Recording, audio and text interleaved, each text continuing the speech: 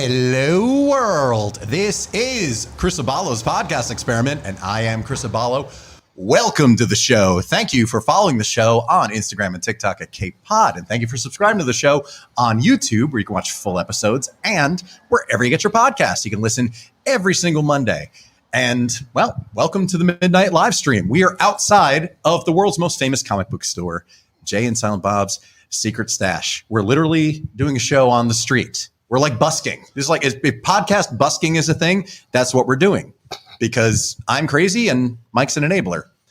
Speaking of Mike, that's one of the people joining us tonight. Ladies and gentlemen, the manager of this joint, Mike Zapcic. How you doing, folks? How the fuck did you talk me into doing this? You volunteered it in Cape 221. We have the footage. You challenged me when I showed up tonight, and I'm like, you never. It's on the tape. He pitched. You were there. I know I was there, but what's really funny is like I love how you were just like, I'll pull up the footage, and I'm like, fuck. You never make a promise to somebody who can pull up the footage later. That's true. And Cape has all the footage, as you know very well. You've got Jesus Christ. Does Cape have all the footage? You have like the shit that's going to get me sued in about... Probably. I'm telling you. The shit that we were talking about before this went on. Oh, yeah. Oh, my God. Let's hope the mics weren't live during the countdown. They weren't. Listen, I trust you. Hey, he's a professional. I don't trust the internet. I don't trust those. Yeah. Exactly. We don't know what Steve YouTube is up to these days. Anyway, aside from Mike Zapcic, also joining us, Ryan Taggart. Hello.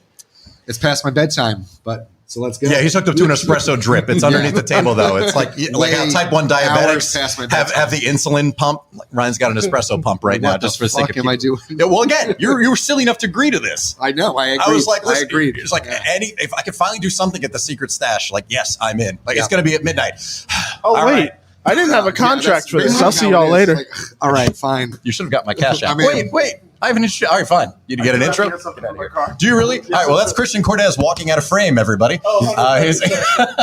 That was quick. Yeah, right? It's like, all right, we had a walk-off again. We haven't had a walk-off since 2021. Oh, my God. But here we are. Yeah, so... Has it been that long? Oh my God. Can you believe it? Damn. Yeah. You've been on your best behavior. Walked off the show. Oh, well, Jack did. Funnily enough, Jack was tired. Do you remember we did comics, cartoons, and craft brew. Shout out to Joe and John.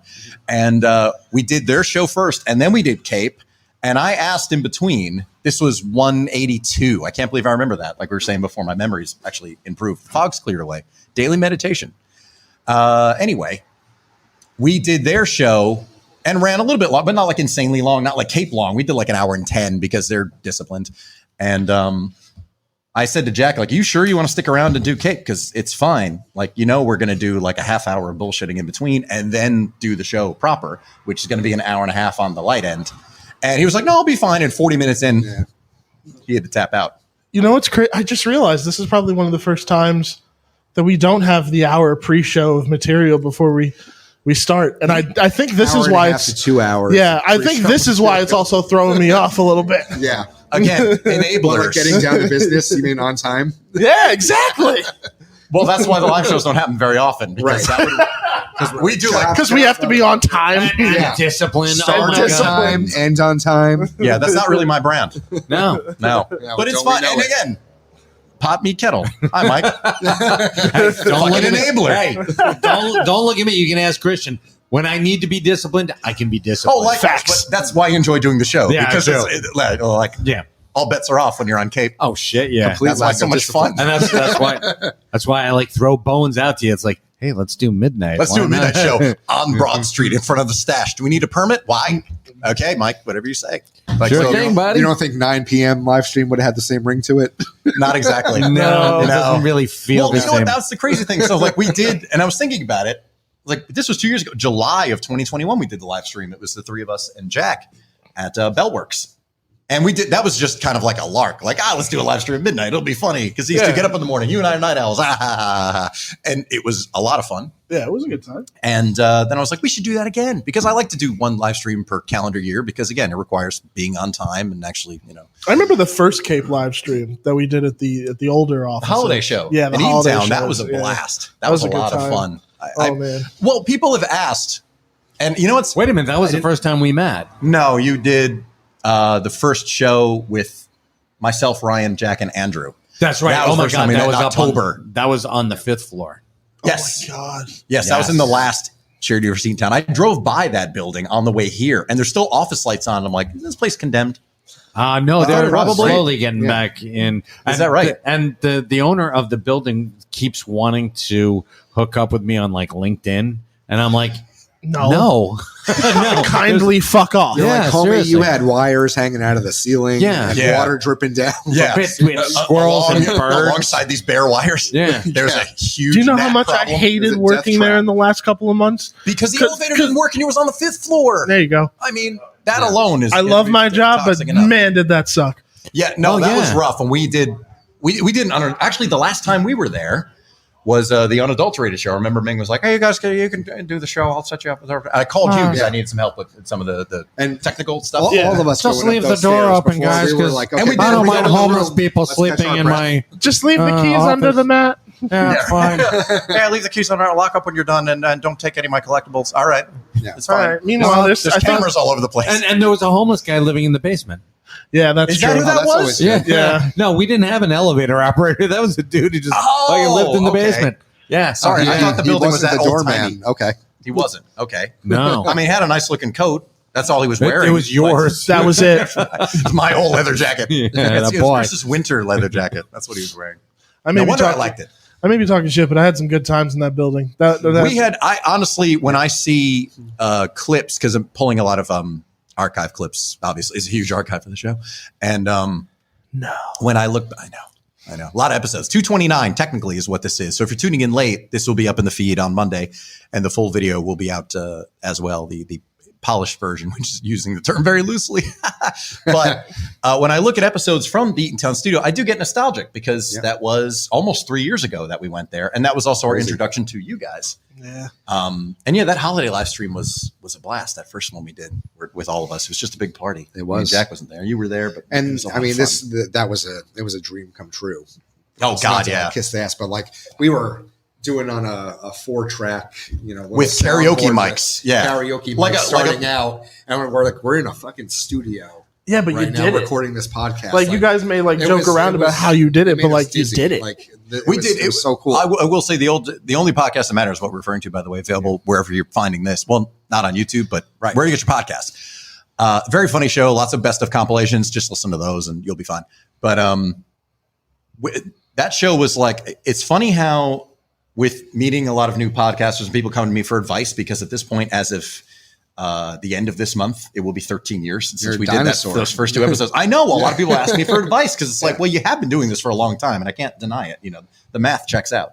So I have been talking about the older days, and like you and I have talked about privately recently, it's like I'm able to actually look back on those days with affection. But it was actually, we had a very, I feel like this term gets overused a lot, but I feel it's appropriate in our case because I'm saying it. No, but it was this very punk rock way of kind of doing it. It's just like, we're buying this mixer. We bought a mixer at Guitar Center Right. for I like remember when we bought $200. it. We Yep. bought karaoke mics, except Andrew had one of these. He actually had a Shure. Yep. The Elvis mic. we Yes, called the it. Elvis mic, exactly, because we're using cheap karaoke mics, Yeah. and eventually, upgraded our stuff. But we're just like, we started figuring out how the equipment worked in April, and then started recording in June, and fast forward to 20. I mean, that was 2010. And then right Fast to the forward 10 races. years, yeah, and we're in an actual studio. Yeah. With Well, not right now. And now you're outside now. the We're secret now on the stash. street. We're on the street. Yeah, so But this, I mean, this show's we been were- in flux. We were amazed. I mean, like, this place is filled with nerd shit, and the people who work here are so cool, and then they start hopping on the show with us, and we're like, this is And they still Yeah, are. and So they much still so, are. they invited us to podcast outside of the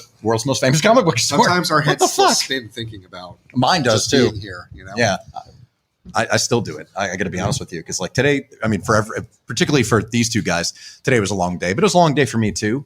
There's a very small list of podcasts that like have really left a significant like imprint on me that I got to work on with my years at a shared universe, and you are definitely in my like top 3 for sure. No, dude, because like we've had so much good times and so many laughs, and we're acting like this is the finale for some reason. But We're just like, no, here we are. No, I'm just reminiscing about I'm it. gonna cry, waiting and you're for gonna cry. Carol Burnett to come out and like Yeah. sweep us into a fucking spotlight. Like, Do you recall the first time you ever podcasted? first time I ever podcast? Absolutely. Okay. Yeah. Let's hear it. First time I had ever podcasted was the first time Ming and I ever podcasted together. It was a joke. It was Flanagan. Wait, intentionally or like no, in retrospect? No, there was no respect at all. Walt Flanagan and Brian Johnson, they had been doing Tell 'em Steve Dave, and Kevin had started up SummerCast. Right. And Tell 'em Steve Dave, I think it was 2010. I think they started around 2010 as well. Yeah. Okay. So they were doing a weekly, which was like every other week. It's maybe. ostensibly weekly. Yeah, ostensibly. But they had to do, Kevin asked them, he was overseas. I think he was in England. They were doing something, and he had a morning show. So he asked them to cover for him. So the first week, they did fine. But then they're like, oh, God, I don't want to do this anymore. Hey, here's a real fucking laugh. Let's put Zapcic and Chen together. And, let's watch this fucking train wreck. Because that's, their sense of humor. I'm like, yeah, go to town. But it turned out we didn't suck. And Kevin's like, holy shit, you guys made 2 hours seem like, 20 minutes. It was great. And so he's like, you guys have a new podcast, and it's called I Sell Comics. He just said, there it is. That's it. I Sell Comics. But I remember doing it with Ming, and we didn't, he had notes. I didn't. Well, and I'm like, all right, cool. So he had these notes. I'm trying to follow him, but by the same token, I'm trying to derail him. So it was great. Yeah. So it was a lot of fun. That's where the fun starts in the That's podcast. When exactly. you get derailed from the notes. Oh, sure. Yes. From the scripts. Oh, that's another. Yeah. Like one of the. Like you have notes and then the show gets derailed. And that's that every is time I see my notes. favorite. Yeah, I have And you're notes like, I didn't open get right to now, this, and you're I didn't looking get to at them, that, and you're like, yes. we're not getting any of this. Like, I was looking you're before, I was eyeballing them, and you're like- like, no fucking way. My favorite thing is sometimes you don't do it often, but on the few occasions you do, sometimes like in the middle of a show or in the middle of a good conversation, Chris will just turn it to the camera and just rip up whatever physical copy of the notes that he has. Like, fuck it. I guess we're going Craig Ferguson up at this bitch. That's fine. This is great. Well, and oddly enough, as you say, it's funny you bring him up. I probably got most of my host, like the embracing the chaos element of Cape from so much Craig. I was such a huge fan of Late Late Show with Craig, and saw it so many times in person, during my years out in California. And I definitely got more of that in terms of my hostness. I mean, do a little bit of prep because you can't show up and just expect you're going to kill it every time. And I'm sure he did too. It's when you're doing a show 5 days a week, you still have to be. You have to do some prep because not doing prep, it's going to wear off at some point. I don't know anybody who's that on who could do it all the time. Nobody's Like that lucky. Exactly. And Even if that's it's a just lot of luck. Even if it's just the monologue, like you still need to come in with something. Oh, But sure. with guests, you need to have something. Was that me? Was that my voice coming out of your phone? What is that? Just so I could make sure that everything was running smoothly, but my volume was a Oh little no, high. that's My fine. apologies. I'm just like, is he listening to the only podcast that matters? Right Yes, I'm secretly in my He's on headphones this since I'm podcast listening to the fucking old podcast. Exactly. Well, that's podcastception. but it's Right? funny that this even comes up anyway. Oh my God, do you have the Inception? Oh, we don't have a soundboard properly. Damn it. Thank you. That's good enough. Shout out to Marv and Steve at Bravery. Anyway, I was actually thinking about that because it's summer. And that's one of the most memorable episodes of the show. And I'll put a link down in the description. So whether you're watching this on YouTube later after it goes out on the June 19th or listening to the podcast audio, there'll be a link in the description. We did an episode, I'm sure you remember, just before Memorial Day in 2011 called SummerCast, which was the first genuine derailing of an episode, which was brilliant because we... Good evening. Thank you. Thank Yeah, you. love you too. We're gonna get heckled, everybody. This is the fun of it. It's not exactly Sean. I look Fuck out the it, we're window. doing If it that live. works. Yeah. Well, I already used that as an intro, so I couldn't use it again. I can't wait till the bars start emptying out, folks. Oh, that's gonna be man. which means we're gonna be here. Do you till at least remember- 2 a.m. Sorry. Wait, you were talking about show derailing? Wait, Yeah. should I have- Well, that's what's gonna. Yeah, this is gonna be the most ADHD episode of this show ever, and that's saying a lot. But I was about to say, wait, are you? That's a bold Yeah, claim. well, listen, it's a high bar to clear, The but bar I think is we're gonna very, do it very tonight, high. thanks to the participation of the streets of Red Bank. But yeah, we did this episode called SummerCast. I don't remember what episode. It may have been episode 37. Funnily enough, I think it actually might. The original. Well, we had to record a whole like half hour because it derailed about 45 minutes in. Right. And it also we recorded it just before the Rapture. Remember the date of the Rapture in May of 2011? Yeah. I don't remember what the date was. But the day that the Rapture was Yeah. supposed to happen, Macho Man Randy Savage died. And we got on a tangent where Jack was imitating Macho Man. He was an excellent Randy Savage. But he had just died like a week before. And I was like, aside from the fact this show got derailed, like it's probably too soon. Like legitimately too soon. Wasn't that the show we had to go back and revisit and re-record? We did another half hour and I cut so it out. bad. And then when we were No winding fucking way. Yeah, when we were winding the show down, in 2014, I put out the uncut version because we had the uncut version among us. I mean, I listen to it maybe like once a year just because, again, I can still picture the whole thing playing out in my head. That was so I fell out of a chair at one point. No, it's fine. Oh, okay. I thought you were, oh my God, because I was just like, did we get a message from No, we're good. Kevin, what the fuck's happening outside my store? Sorry. Like, Chris just got an instant message. Continue. Like, what's happening? And does Mike know about it? No, that is Mike. What? Oh, Mike's shit, it here. is. Shut it down. We're good. Oh, sorry. No, he wouldn't. He'd be like, I'm too tired. Anyway, that was insanely memorable. That experience of going off the rails was fun. Yeah. Because we just went nuts and we're like, I don't know if anyone's going to find this funny. And maybe they don't. You all can let us know in the Yeah, comments. but then Probably like not. you have no idea. thought- But Or that turns into a podcast. Like I know that you said that yours It kind turned of into started as a chaos. joke, but like it turned into I Sell Comics. Yeah. And that was you guys embracing the chaos. But like, has there ever been like a kind of like them? Has there ever been like a specific situation where you were just like, what the fuck is happening? But we're still live. Like we still have to roll through with this. We used to go, oh my God, we used to go live every Thursday. So I Sell Comics was Thursday in the back of the stash from like 5 to 6 or 4 to 5? Forget what it was, but Wait, in the evening or in the morning? No, it was in the evening. Okay, I thought so. Just checking. No. Because I'm like, Well, yeah, with me, I feel really wacky. It's like, good morning and welcome to I Sell Comics. Well, it's new book day again. Or Ming. Hello, everybody. That was me at the beginning of Live Like, from the Secret oh Stash my because we used to God. record in the mornings. Yeah, Mike super will tell you I would roll in and it literally just the I worst was version of me, I was dude. on like the third episode you guys did. Live from the Secret Stash. Thank God we started doing it at night. Yeah. So. I got here like Thank 45 God. minutes before everybody else because I'm like, I'm ready. Yeah. You are. You with all your fucking energy Right showed out up. of I the was details.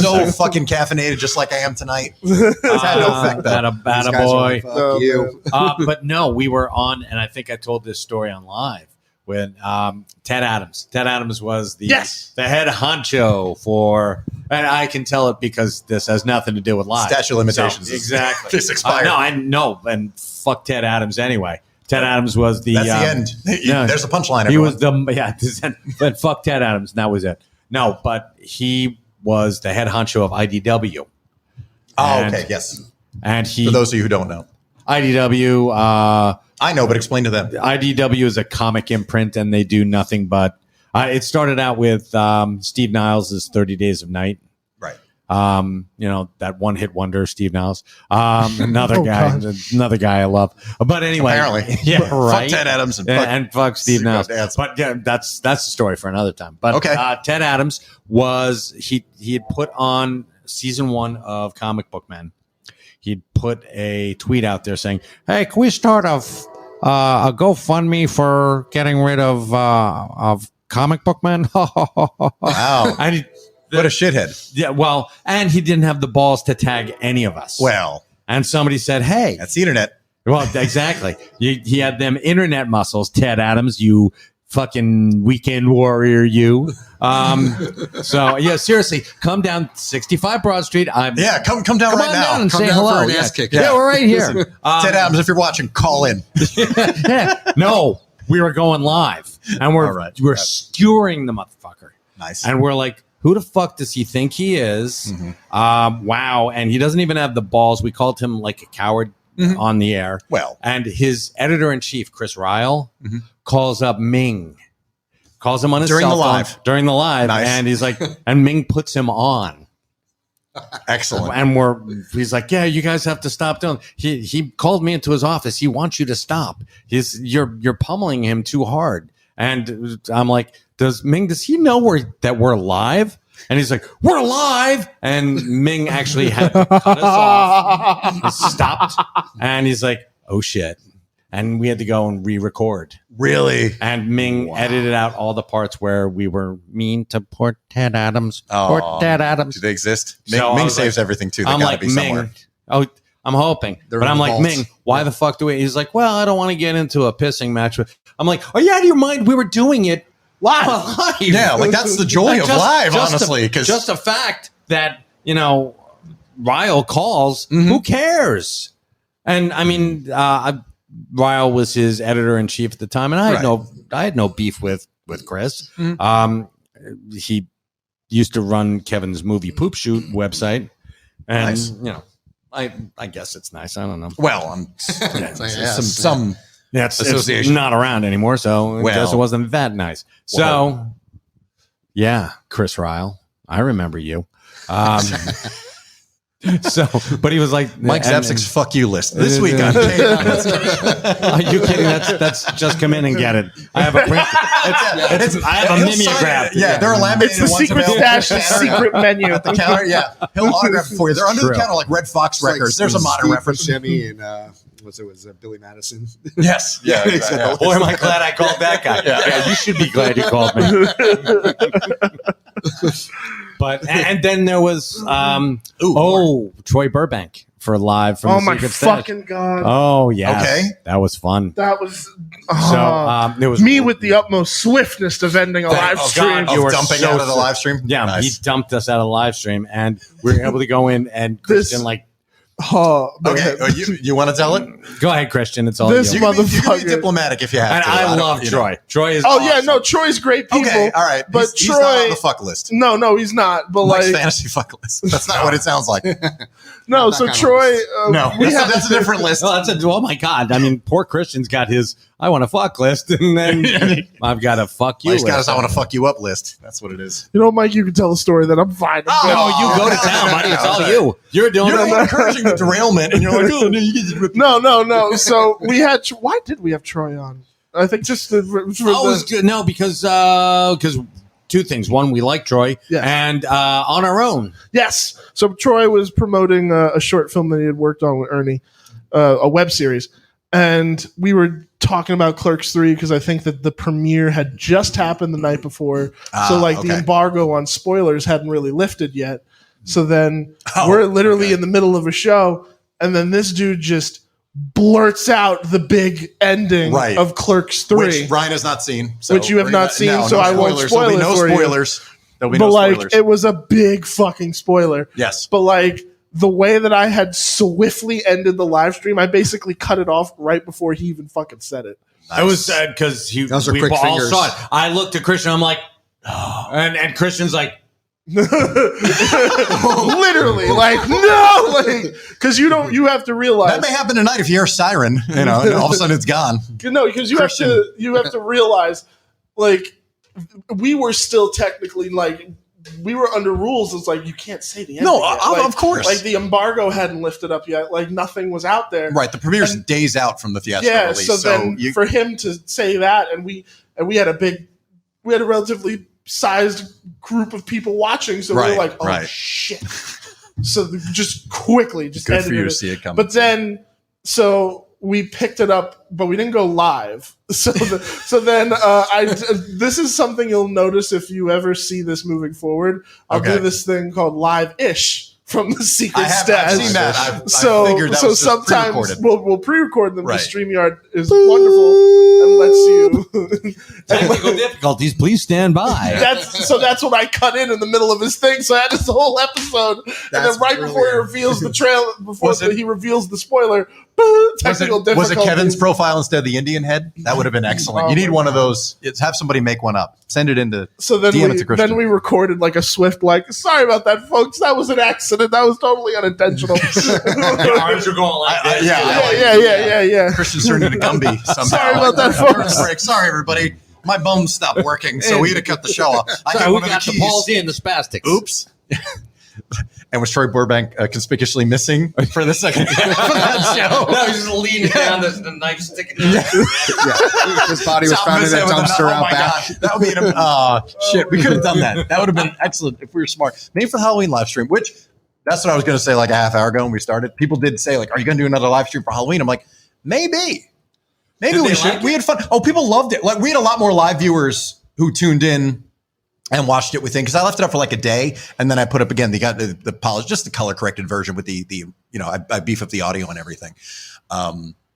So the live just goes private, but no, people liked it a lot. Oh, cool. And us being in costume has become kind of a go-to because obviously, I mean, I've repeatedly shared me as the Crow, and then people loved your, David S. very Pumpkins. budget friendly. Yeah, your Dollar General David S. Pumpkins, which is redundant.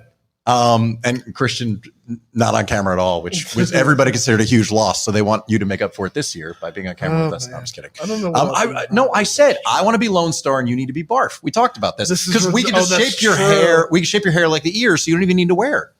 I'm a some mog. pigs. Yeah, listen, people, comment. We're live. Tell us you don't want to see Lone Star and Barf. Come on. Or Pizza the Hut. Jack Skellington, you could be Oogie Boogie. Well. I like this idea. I can't believe my eyes.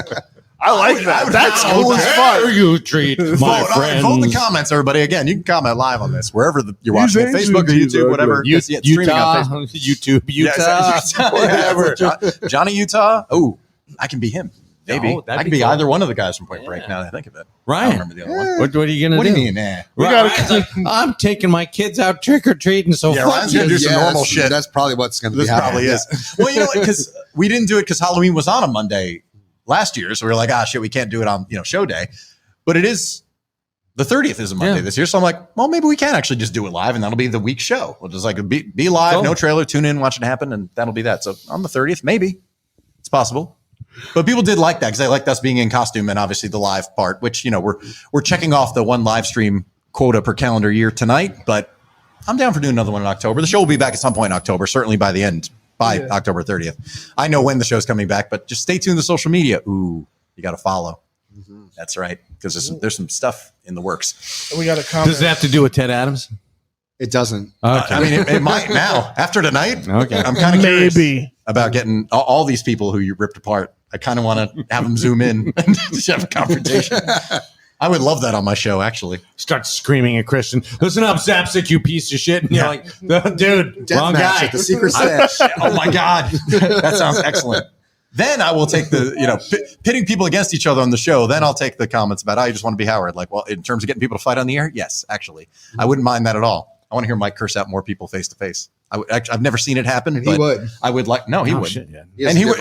And Mike loves me enough that he would let me put it on this show. Oh, hell yeah. Because it's like, well, at least Get it'll a be documented. get a certain typhoid member over here. Oh, dear Lord. Oh, my God. And just face to face. Oh. Just do it. There was a little bit of pre-show. Yeah. We can't talk about it. We can't talk about it. Oh, if you know, you know. Fuck you. Yeah, Anyway. some of you may know. 120 DPI jerk off. We got a comment? Sorry, Yeah, you said did. we do. Okay, From go ahead. Paige Fenton. She's like, oh my God, y'all need to do it. And I'm assuming that it is the costume. The costume, the live stream. Please be more specific. I think all We of love the you. above. I'm just gonna assume. Okay. Well, we're just gonna split your costume down the middle. You'll be half barf. I'll be half bar for you. That's a terrifying costume. When I think about it. or the best costume, Or just a complete. or just Oogie amalgamation Boogie of with the dog both. ears. Oogie Barfy. Holy Nice. Oogie Yeah. Barfy. Oh no. See, this is why you get asked to do shit like this I'm show all the telling time you, because the ideas never ends. I'm an Starts idea with man, the Shroud sharp, Turin sharp. idea, and it just I mean, my keeps also- getting better. My alternative costume idea would probably be Pizza the Hut. I would love to be Pizza the Hut. Pizza the Hut. Oh, man. Well, Either that or and oh my God, you can get Gianni's to help you out with it too. Can you imagine if it was like an edible? It was like a Pizza Lady the Hut, Gaga- sponsored by Gianni's Pizza. Oh my God, Gianni's Pizza presents Cape's Halloween live stream Oh my God. featuring Christian Cortez's Pizza the Hut. Well, there's a Domino's down the street if Gianni's wants nothing to do with it. Yeah, Domino's works. I don't want to get on Mike Zapcic's bad side. I'd really rather not get involved. The bottom of the list is Little Caesars. They'll be like, we'll do it. Yeah, Little Caesars. It's just Pizza, like pizza. we'll pay you, please. This hot Pizza, fresh thing is pizza. people are coming We and need the asking for all kinds of exposure. stuff. Anything. I did see that Little Caesars the summer of thin crust. Is that It's that's a the thing? great it's like a great commercial. The guy's like, I come up every year, son. I've been coming up here for every year since I can remember, and having Little Caesars pizza, thin crust, and not just eating it, but watch this. And he skips it across. And That's fantastic. then on the other side, it's got this guy and his daughter. It's like, honey, I've been coming here forever. And every summer I come here, every once in a while, pizza will pop, a thin crust pizza will pop out of the lake. And he puts his hand up. It's like, and I caught one. And the daughter puts a hand up. She's like, I caught one too. And it's like, that is fucking Can you brilliant. find this and put the? Can we You know what? I love. We can't do it, can we? You know what I love about that commercial too is I love how Little Caesars has just embraced that. Yes, our pizza is only half pizza. It is also part rubber and frisbee. It's like we skim rocks. You can skim our pizza. Yeah. And even after skipping across the water, it'll taste the same. Swamp water. And I don't even know. I don't think I've ever even really had Little Caesar, so I don't know where they fall on the list of like it's bad pizza and how good the bad pizza is. It's budget friendly. You know what I mean? It's above like a frozen. It's an average frozen pizza. It's better than that, right? But it's not good pizza. It's not good pizza. We used to when I was growing up. Because there was such a thing as good bad pizza. You know, this is not good bad pizza. Yeah. Like I would put like Domino's in that category. Like, well, they're open. Right. Let's get Domino's. Yeah, that's kind of the only reason. But there was one in Howell. Like where Kmart used to be in Howell? It's a shop right now. Yes. There was one across the street in this tiny plaza. Oh, where Sonic is. That's right. There's a Sonic in Howell. Right. There used to be like it was basically like a walk-in closet that was a Little Caesars. And once in a while we got pizza from there. God knows why. We're in New Jersey. I don't know why my parents didn't just spring for like an actual pizza everywhere. Yeah, I kind of don't know what the deal was, but because the pizza in California was so disappointing, right? I would get, and when I was an impoverished voice actor 10 years ago, I would occasionally get the hot and fresh or hot and ready or whatever the fuck it's called pizza from Little Caesars. It was $5. Right. Yeah. It was $5. It was like a medium pizza. And I'm like, well, this is 2 meals. Yeah. So it was fine for me. Yeah. And then, that didn't last. Right. Because I was like, I can't keep eating this.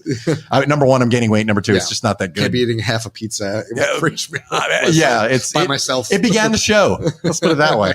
So, all right, let's talk about like bad good pizza. All right, what do you got? Good pizza or bad pizza? Good bad pizza. Good bad pizza. Yeah, good and bad pizza. good pizza. Like, okay. As far as like frozen goes, yes. Like there's Tree Tavern pizza. Remember, it's in the white and the green box. Yes.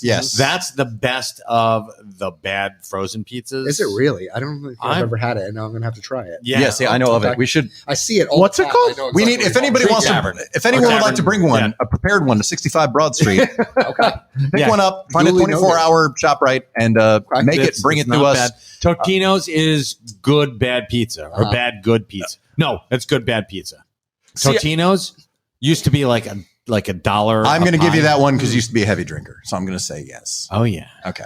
Because I'm like, that's the only reason you would keep down Totino's. I think DiGiorno. I think DiGiorno is the best of what I've had. No, Newman's Own pizza. Newman's Own. Never had Newman's Own. Get the fuck out of here. No, I haven't. Why not? I usually profits to charity. What's wrong with you? DiGiorno. Why do you hate kids? Wow, it got really Holy quiet. God. Oh shit! You looked at him like I look at Ted Adams. Oh my God! You just Ted Adams me. I can't believe it. Live, Ted Adams. How dare you? You got Ted Adams. Yeah, shit. Oh my God! There's our next piece of merch, Mike. You just got Ted Adams. It's generic enough of a name that no one's gonna know, right? No, of course file not. suit. Like unless it's a class action lawsuit. Like 12 guys named Ted Adams. Like we would like this merch pulled right away. You were besmirching the good name of Ted Adams. Would go fuck yourself. All of them. Yeah, seriously. We're not talking about you specifically. Yeah, how dare you, Ted Adams? Yeah. So how dare you assume it's all about you? I would like to apologize to the viewing audience. I did not mean to bring Cape down by yelling at Ryan about.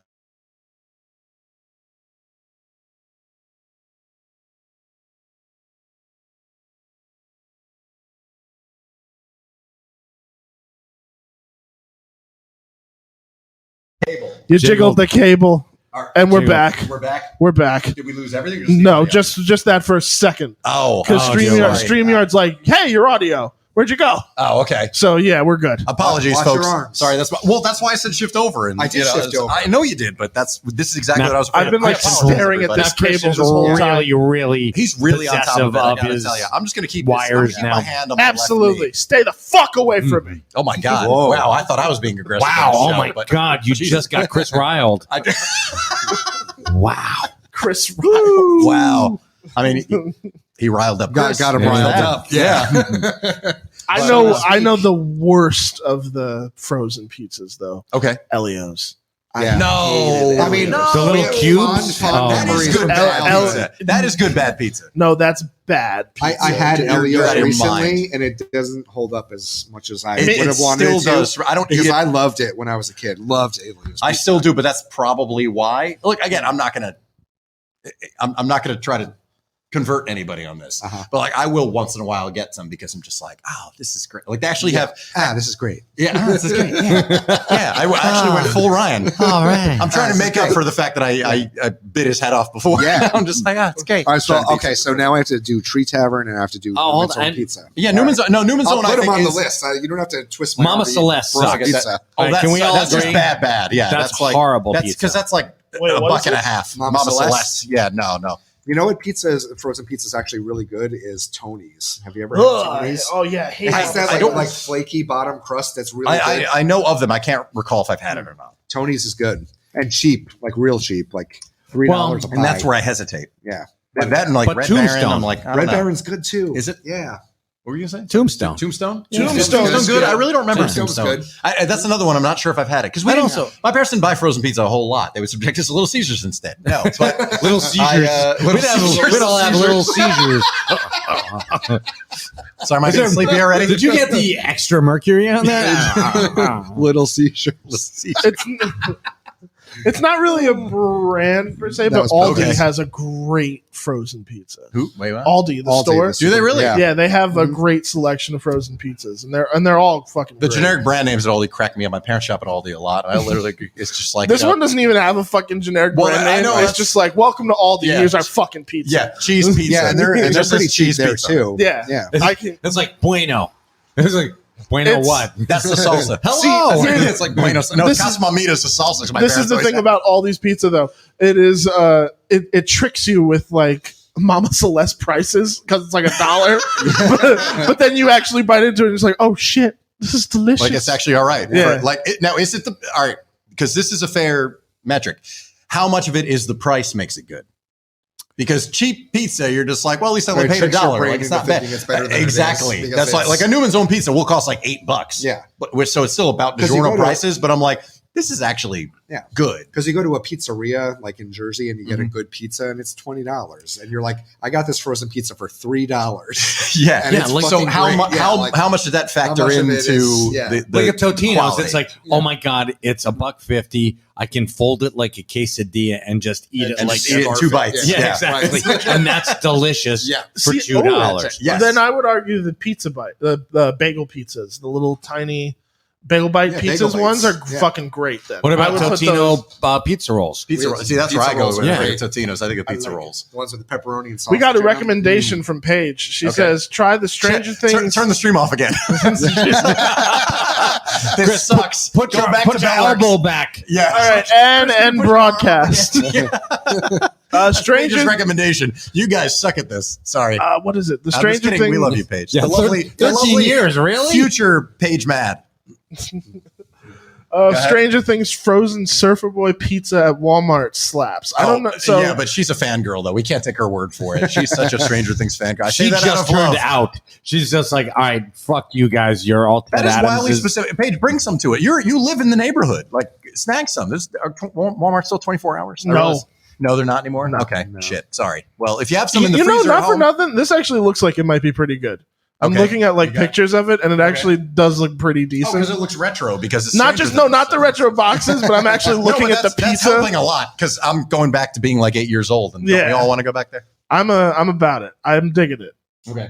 I'm gonna try this. I'm willing. Yeah, I'm willing to try it. I'm game for that. I'm not like a pizza snob. I mean, Jersey's pizza is better than New York's pizza. Can we all agree on that? Yes. I mean, Absolutely. we're okay, It good. is. Because I've made jokes about second rate pizza when I go to the city. Like I grabbed a second rate slice of pizza, and people are just like, "What do you mean?" I'm like, "You goddamn well what I mean." Yeah.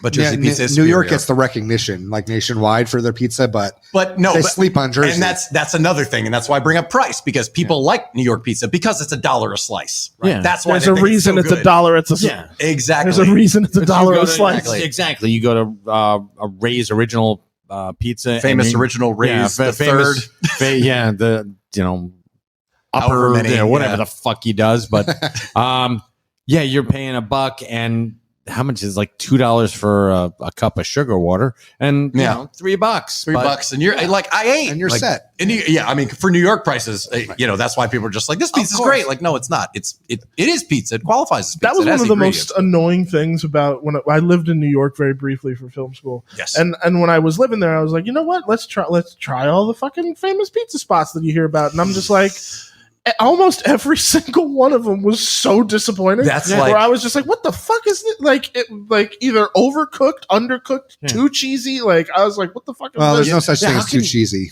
That's very false. No, Wow. it isn't. Actually, no. There's never, under any circumstances, any such thing as too much cheese. Yes, Yeah, actually. says the guy fighting an intestinal infection. It doesn't matter. Like, It's guy a who can't law of the digest food universe. right now. No, You're like, if they don't give you enough sauce on there is too much cheese. If they fuck you on the sauce and you don't get, and they give you too much cheese, They fuck you on the sauce. They fuck you. Yeah, they're really gonna shut us down now. It's like, why are you guys so mad? Why are you yelling at each other? Why are you cursing so loud? Redback is a nice town. Not anymore. It's not anymore. It's not. Do you know who owns this place? Exactly. Sauce. Yeah. Not that I wouldn't eat that. Paige But makes a point about Yes. the pizzas. She's like, it's the crust, and then for for Boyd Pizza, she's like, it's the best frozen pizza crust. That's outside from just the. But you know what? She's right, because like that's also why I really like DiGiorno's frozen pizzas, because their crust is The crust really is I agree. good. But and see, that's where you'll get a lot of argument, because I know so many people don't eat the pizza crust.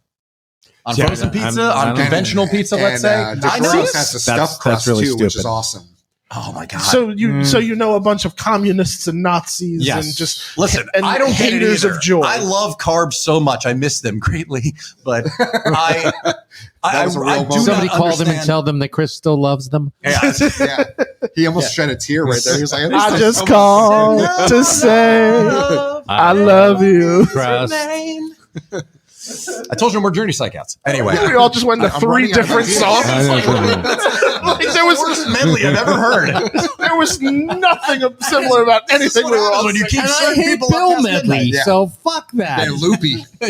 I know. Yeah, it's very but loopy. if you're going around here, there's Yes. Pete and Elda's. Mhm.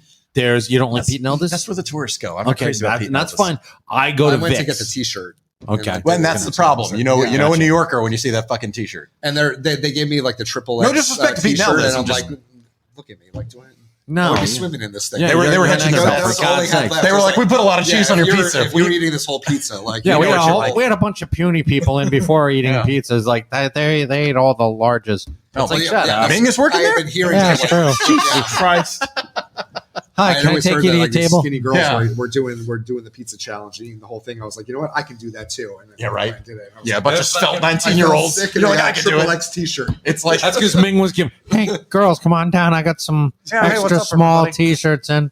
No, this looks like a cop. Uh-oh. Look at everybody. Like, stop cursing This about is- frozen pizza. Like, there could be a law in the books. We did. No, it's not a. It's I'm not a just not fucking the around. 5-0. I saw an SUV pull up to the curb, and Yeah. I'm like, shit. Well, this has been fun, everybody. Like, fuck yeah, they Thanks, fuck you, Paige. fuck you, jeez. But anyway, yeah, they're just like, why are they screaming about getting fucked with pizza? Anyway, like this, what's going on at that place? It's Ted Adams. Like I took a fucking Oh, Uber. shit. It's Ted Adams. Shit, he's got a crowbar. an Uber over Yeah, exactly. Comes out looking like Bill Gates. Yeah, swinging a tire iron. Yeah. Smash them up, boys. Say my name again. Go ahead. Say my Go ahead. Keep my name out your fucking mouth. That's your fucking mouth. He just slaps me. I can't believe it took us this long to drop a reference to that. Oh, my Holy God. shit.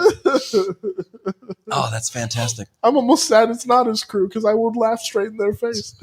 Oh, God. What? Those comic Ted book Adams guys. posse? The Ted heads? The Ted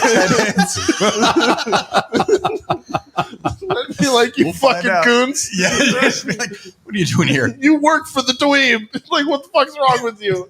I don't know this dude, but I'm Oh, gonna. shit. They I can love vouch it. for him Oh, fuck. or not, but I'm taking their word for it. Oh man. What are we talking about? You were talking about pizza spots that you frequent. Oh yeah. said Sorry, Vic's. you were giving up. Oh my God, Vic's in Bradley Beach. If you've never been, Oh my God, it is like I may have. I used to hang out around. If you've never been, never been. Yeah, Never been. Confirming right now. Yeah. I like Sally's up the street. They're not too bad. Sally Boys. Yeah, Sally Boys. Never been. Oh, they're not too bad. If I've never been, I've never been. Never been. Never been. No, you got to go to Vic's because Vic's looks. I swear to God, I think they redid the decor, but up until about 5 years ago, the place looked like where Tommy got whacked in Goodfellas. Of course, yeah. Is that right? It's a big empty room. It's a big empty room with plastic on the floor and wood paneling on this. And enough a ping pong table in the middle. Oh fuck! I mean, but at the same time, like that's how you know a spot is good. When there's nobody in it. Well, no, not when there's nobody in it, but like when it kind of looks like shit. And it's still full. Yes. Yeah. Well, But the obviously, food is like just tremendous for some reason. Of course. It looks The like food a is shithole. delicious, but this place is a shithole. It's a shithole. I found that up in living in North Jersey these last 4 years. There's a lot of like hole in the wall places I wouldn't have known about.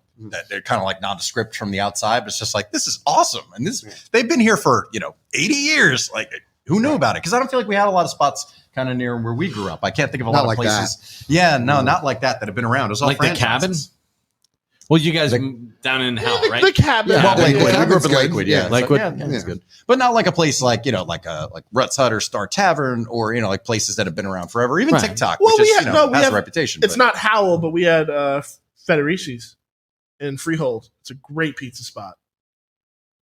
I don't know if I know the name obviously, but I don't know if I've. And there's Frankie Feds out in Freehold too, which was such a disappointment to me because Really? the name it's called Frankie. Well, Feds. Frankie Feds. I mean, that's. I'm like that's We know who's I not have to hanging go out there. Yeah, exactly. What do you hear? What do you Ted say? Adams. Ted Adams. Ted Adams don't hang out nobody, Ted no Adams. in, no out. Chris Ryle is not going to be there. Yeah, not Yeah, it's like- him neither. He's not writing 30 Days of Pizza. No, that's right. Ted Adams So- doesn't eat the pizza crust. Yeah, Ted Adams doesn't eat pizza crust. That's a good shirt. Wait, that's a Halloween live stream. Oh, Ted Adams doesn't eat. Oh, it's my favorite. I love that as an insult. You don't fucking eat pizza crust. Pizza crust. What you know about pizza crust? Fuck you. Fuck you and your pizza. You don't know how to kiss a girl. Well, you don't know how to eat pizza crust. Fuck you. Why would he? Exactly. Like Why would he say that? To me? You don't know how to kiss a girl. It's like, how do you know? You've been watching me. You got to think of the most juvenile. You got to think of the most juvenile response. And I also just came from watching a whole shit ton of Sandlot clips, Gotcha. so I'm in the, Okay, fair enough. so Yeah, I'm in the mindset of just very don't know how juvenile to kiss a jokes. girl. All right. If you say so, okay. Sure, I don't even know what to I'm say all- back to that. So I'm also just trying to think of like the ridiculousness that No, this that's- Ted that's right Adams on. that Mom, we've created would play. That's right on par with you don't eat pizza crust. You don't eat your pizza crust. Ah.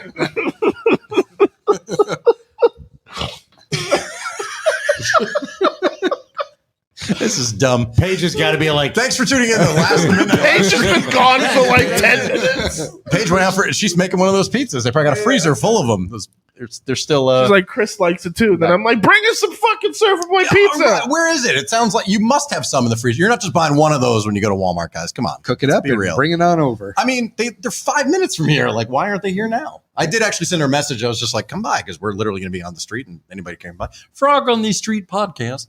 I don't do a good Kermit, but I was thinking about that for an intro, but then I'm like, I don't know. I don't know about all that. I mean, granted, I can't use Kermit because Disney. And all I need is them on my Yeah, that ass. shut down. Yeah, Right quick. yeah, instantly. Like I already got to worry about it. Copyrighted music. for a being used during second the there, I thought countdown. you said Lou Granite. I'm like, what? Lou the Grant? fuck? What the fuck Oh, are you wait, talking Lou about? Grant? It's like he's gonna. You Yeah. got spunk. Yeah. That's, I hate Lou Grant spunk. is going to come in here and tell me he hates I spunk. hate spunk. Hates spunk and pizza crust. You don't know how to kiss spunk. What the fuck does that mean? Bring it here. We'll make it here. We'll make it live. Yeah. Oh my god, that'd be the weirdest ad. Can we for put it Walmart on one of Stranger your Things. One of my lights would cook the fucking pizza. or we just I mean, this show's after dark in the dark. we'll just pop the hood of your car and put it on the engine block. Right on the engine block. Maybe. Only a little bit of motor oil, you know. That's hey. Can only Motor, help. olive, who cares? And did lights just go out? I think lights went out on the streets. Weird. And Really? that Well, not car everybody's still, out on the streets of Red Bank Yeah. bullshitting around like we are. Pretty- you know. pretty Yeah, quiet Ted right Adams now. is still parked over there Yeah, listening see, to us. somebody's on the phone with Ted Red Williams. Bank PD right now because they have not. It's like an FBI van in there. Maybe He's got reels rolling. Also, that's why FBI surveillance van just showed up in the Wi-Fi. Holy shit! That actually is Ryan's Wi-Fi. Funnily enough, that is FBI surveillance fan number whatever, which is pretty great. Yeah. I would do the same thing. Mine for With my the Wi-Fi. mine for the Got to longest. spook the neighbors. I used to hate my neighbor across the way, Okay. so I named our Wi-Fi. I know it was you, Lisa. Wow. So I know for a fact, like she must have seen At it this and point, been I'm like, "What the fuck?" I'm gonna name my Wi-Fi I eat pizza crust just because I'm curious how many people are gonna try to log in. I eat the crust. Mine's But that fuck could- Ted Adams. Yes. The password is the same. I invite Ted Adams over. Hey, Fuck Ted Adams. you want to use my Wi-Fi? 69 pound. Fuck Ted Adams. Well, what's the password? Fuck Ted Adams. Fuck is in all caps. Oh shit! You're going to get a citation on Monday I or know something. that. It's going to happen for sure. I'm not getting one right There's a bunch now. of nut jobs ruining our fine city. Nut job city limits. Anyway, that's the title to beat, boys. Yep. And because fuck Ted Adams is a little dirty Yeah, for the little title, bit. and Little wildly bit. specific too. Yeah, it's I don't know if way that's a too great specific. title, Yeah. but the t-shirts are happening. And your little Chris Ryle too. Yes. Oh my god. Wow. Are you going to eat pizza crust?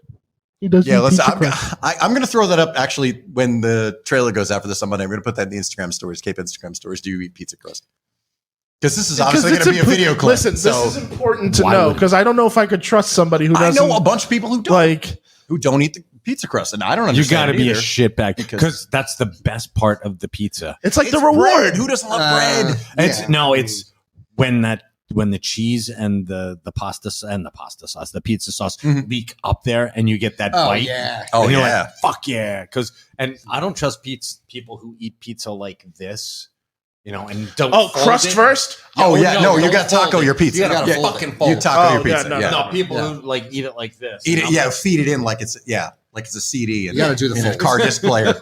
Yeah. yeah. Like, no. no. You got to taco your pizza Yeah, like when you it's eat it. IBM, Yeah, one of absolutely. those fucking punch cards. Yeah. Oh, No, God. you Like a don't floppy do that. disk. You fold Oh, that monster shit joint. and you stuff it. Exactly. Quickly. Well, anyway, so here we are again. Looking at your notes. Did you want to do get to any of What do you got yeah. on that list? Do you want to get to any other of these than notes, pizza? Chris? I don't know. Well, I did. I was thinking about a couple of things, including because we got into it last weekend, which just to tease Cape 230, the mid-year finale of Cape, the waxing special. Make sure to check that out on Monday, June 26th. It's essential viewing, I say. It was great. Ryan was there to essentially witness Oh, wait a it. minute. You guys actually did the waxing? We did the waxing special. Oh, dear Yes. God. No, it's coming out. KP. It's a must. Oh, dear. Our buddy KP Burke got his lower back waxed on camera. He was the first one to go. It was everything you'd hope for and more. Oh, Trust. God. And Jack, whose back is like, I think I told you, it's like Burt Reynolds' chest Yeah. in that classic. Oh photo. yeah. no! Jack's entire back. I got before and He after got his photos of whole Jack. back I'll show you the waxed. before of Jack. And it's amazing. So that is, and thank you once again to Marv from Bravery Studios, Bravery Up, who indulged me with a 3-camera shoot. I'm cutting it using 3 separate angles. It was pro. Recorded directly to memory card, full HD. Oh, This is going to be God. a fucking movie that I'm editing. Like I'm going for like a tight 90 minutes, maybe an hour 40. But I was just like, can we do? He indulged me with this 3-camera shoot. So I have an overhead.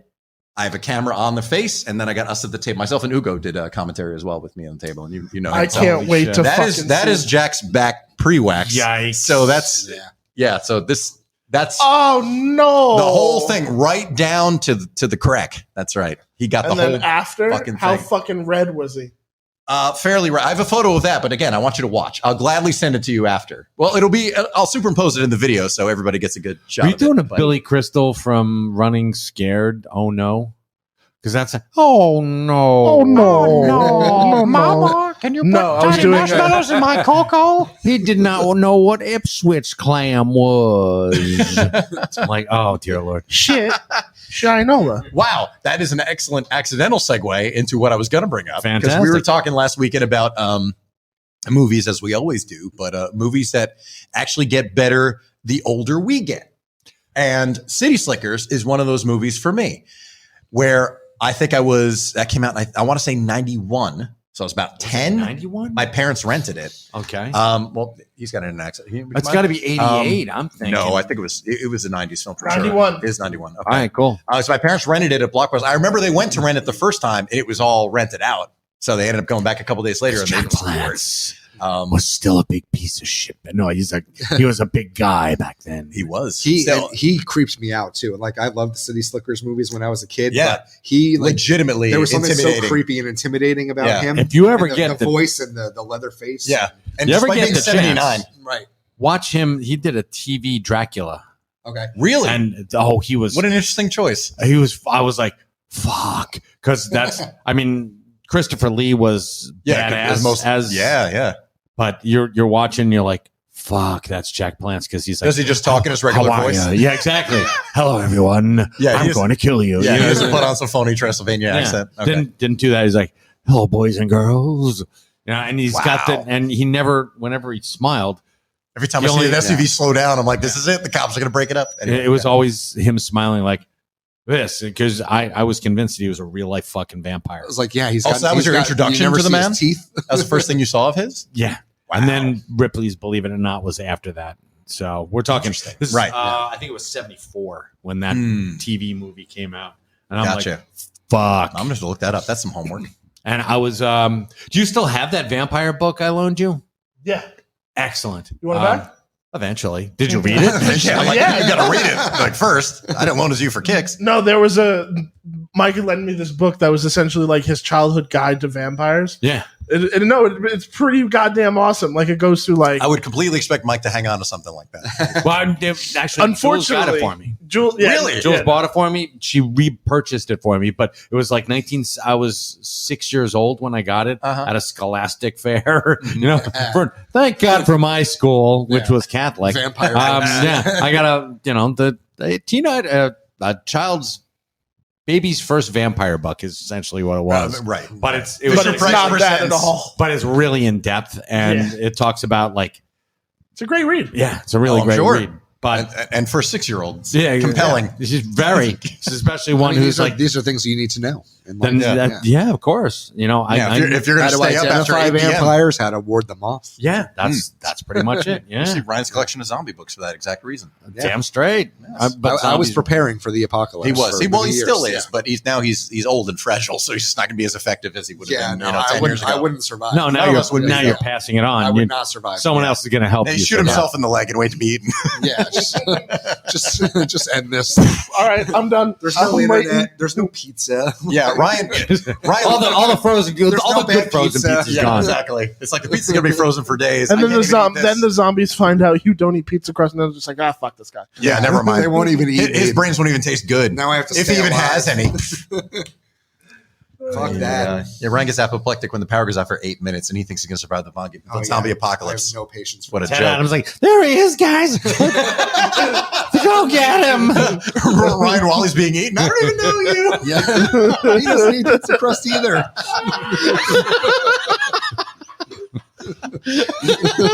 Why'd you come for me?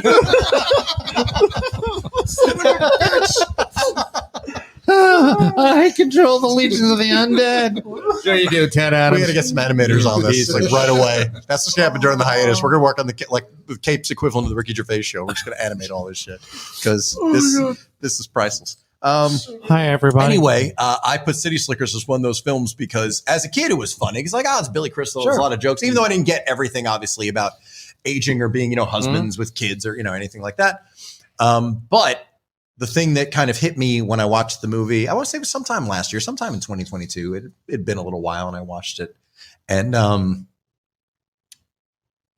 it kind of hit me, not in a way that, it made me question my life. I didn't get like existential or anything about it, but the reason he's kind of panicking and freaked out at the beginning of the movie is because he's turning 39. And 39 came and went for me. So I'm thinking, oh, wow, okay. And he's freaking out about kind of being at this stage and just like, oh, it's my birthday's coming up and what are we going to do? And they go and rustle cattle. But being of a similar age, I got a lot more out of it as an adult and just, even though, not married, don't have kids. Although, what's his, Bruno Kirby's character I think Ed is his character's name, is a bachelor and is with a girl who he thinks he's going to marry. So, I mean, there is that element that there was something that I guess latch onto, except he's an athlete and I'm not. Gotcha. To say the least. Daniel Stern also knocked up Yardley Smith. Yeah, knocked up Lisa Simpson. Yeah. I mean, not really. Just she would go on. Yeah. She was Lisa Simpson at the time, but not an 8-year-old. That's not what we're saying. Good night, YouTube. But that's it.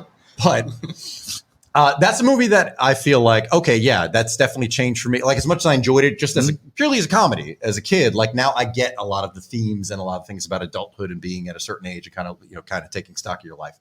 That was a good example for me. I don't know if you guys have any off the top of your head, but for the sake of, continuing, giving you guys a moment to think. Another one I look at, which I saw because my parents rented it when I was a kid. I was, I think 11 or 12. I think 92 was Son of a Woman. And it's interesting watching that because Chris O'Donnell's a high school kid.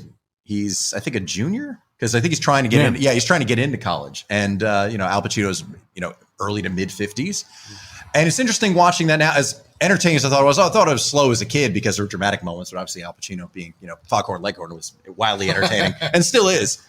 I say boy, but watching it kind of in between the ages of those two characters now and getting like, oh man, I remember being 17 and awkward and just like, not that I was ever concerned about fitting in the way he was, but like a prep school like that, I couldn't stand, that type of kid going to public school.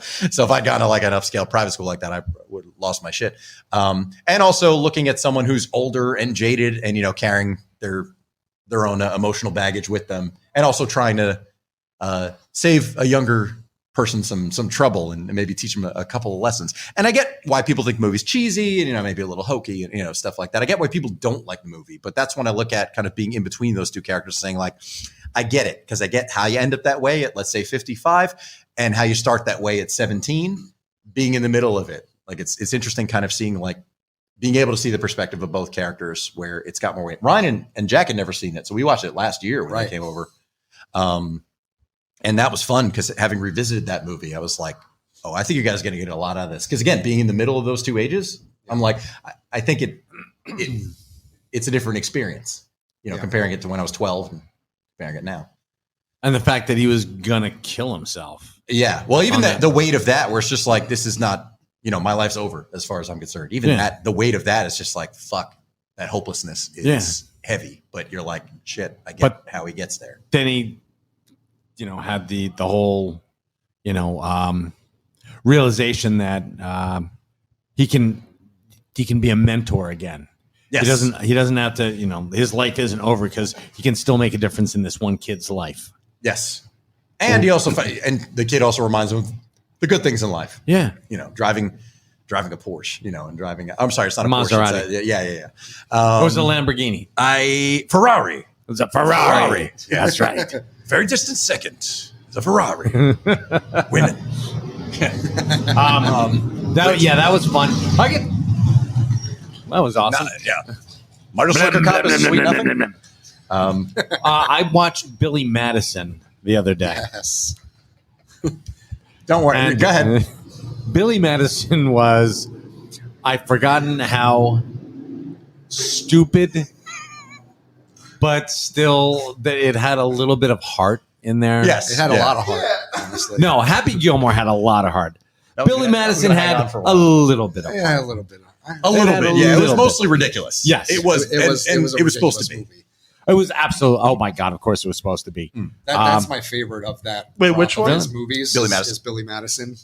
Yes, I will go back to school and achieve victory. Veronica, I thank you for beating the shit out of me. Oh God. That was pretty good. No. Hey kids, I bet you thought I was dead. But I just fell over, got a hemorrhage in my head. So hot. I love that. That is one of his better movies. I do love that flick. But that cemented Bradley Whitford as like the douchebag. Yep. And it was certainly did. Who said, what's how's it going? Hello. Hey, how you doing?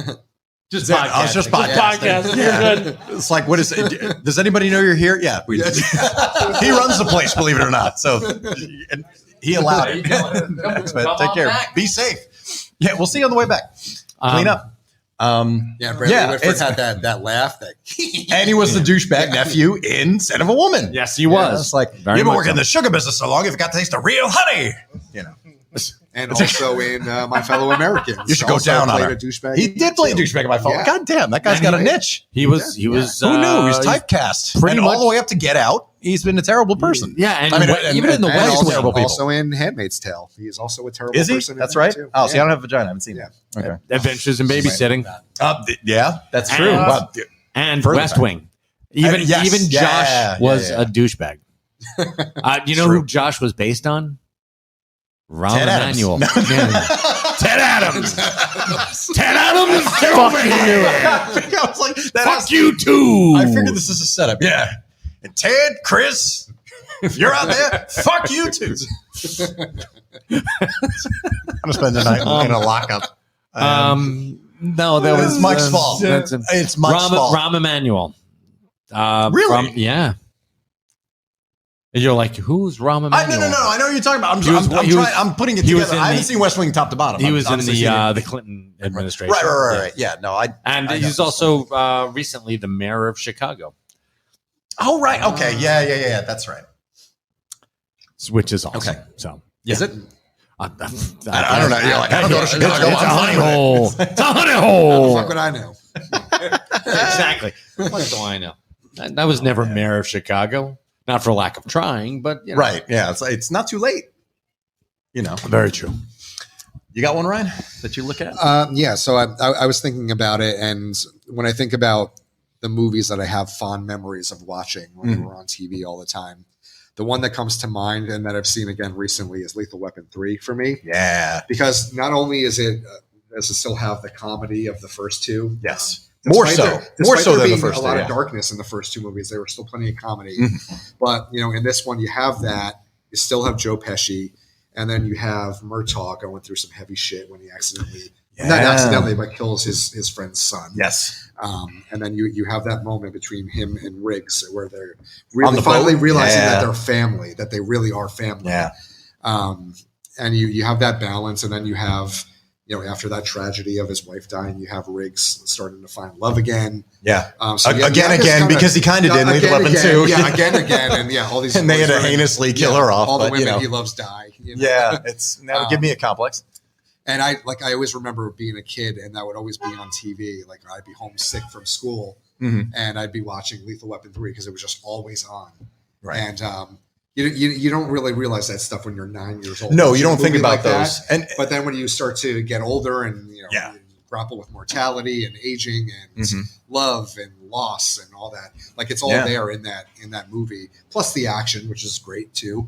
It just so that's a movie that has sort of everything to me. It has the emotion, has the comedy, has the action, has those relationships that are being jostled around. Because at that point, and I agree with together. that, and that is a lot of the reason why 3 is my favorite of the Lethal Weapons. I understand the argument, just like, it's a weak movie. It's like, okay, fine, but as a movie and overall, like Riggs can't be suicidal ongoing. Right. It's going to get old. Yeah. So I mean, we can't like He's got to find something. that keeps it going. at some point. So at that point, he's like part of the Murtaugh family. Like right at the beginning, he's showing up with his laundry and kissing everybody good morning, including Roger. Right. And it's like that is perfect. Like that's a natural evolution of the character, and not everything's just gonna be dark the entire time. But in the middle, there's that darkness of like, Roger killed one of Nick's friends. And it's like, oh shit. Yeah, no, this is actually kind of heavy. Which sucks and I think because that was the first one that I actually saw. I think Lethal Weapon 3. it's the first one I saw uncut. I know that. It's on HBO. The first one was 87. Like I was 3 years old when that movie came out. You're saying I you wasn't didn't watching that at the really? time. You're lost. Yeah. Yeah. Your parents my were parents are like, look, you got to watch this movie that I brought home. Now, I know you're watching like Looney Tunes, but here's Lethal Weapon. Yeah, it's like, here's Lethal Weapon. Here's a man putting a gun in his mouth repeatedly for the next hour and 52 minutes. It's just like Wile E. Coyote. It's fine. It's the same thing. He keeps getting back up. Yeah. It's fine. Well, not every. Look, I realize not everyone's my parents. Where I watched Beverly Hills Cop at 7. Yes, unedited. The R-rated version. Explains a lot. Right. I'm going to ask them about that in the fall when they do the show. 12 years old, you start watching action movies, Yeah. and at that time in my life, that's what was on. But the relationships, and you're right. Like there's even a part, and it's a silly moment, but in Lethal Weapon 4, which is probably the best scene in the movie, is that freeway chase. Yeah. And Riggs is hanging on after the house that's under construction is. He kind of gets knocked out of that, and then he's hanging on by like a table, basically. He's like riding a table at 65 miles an hour or something.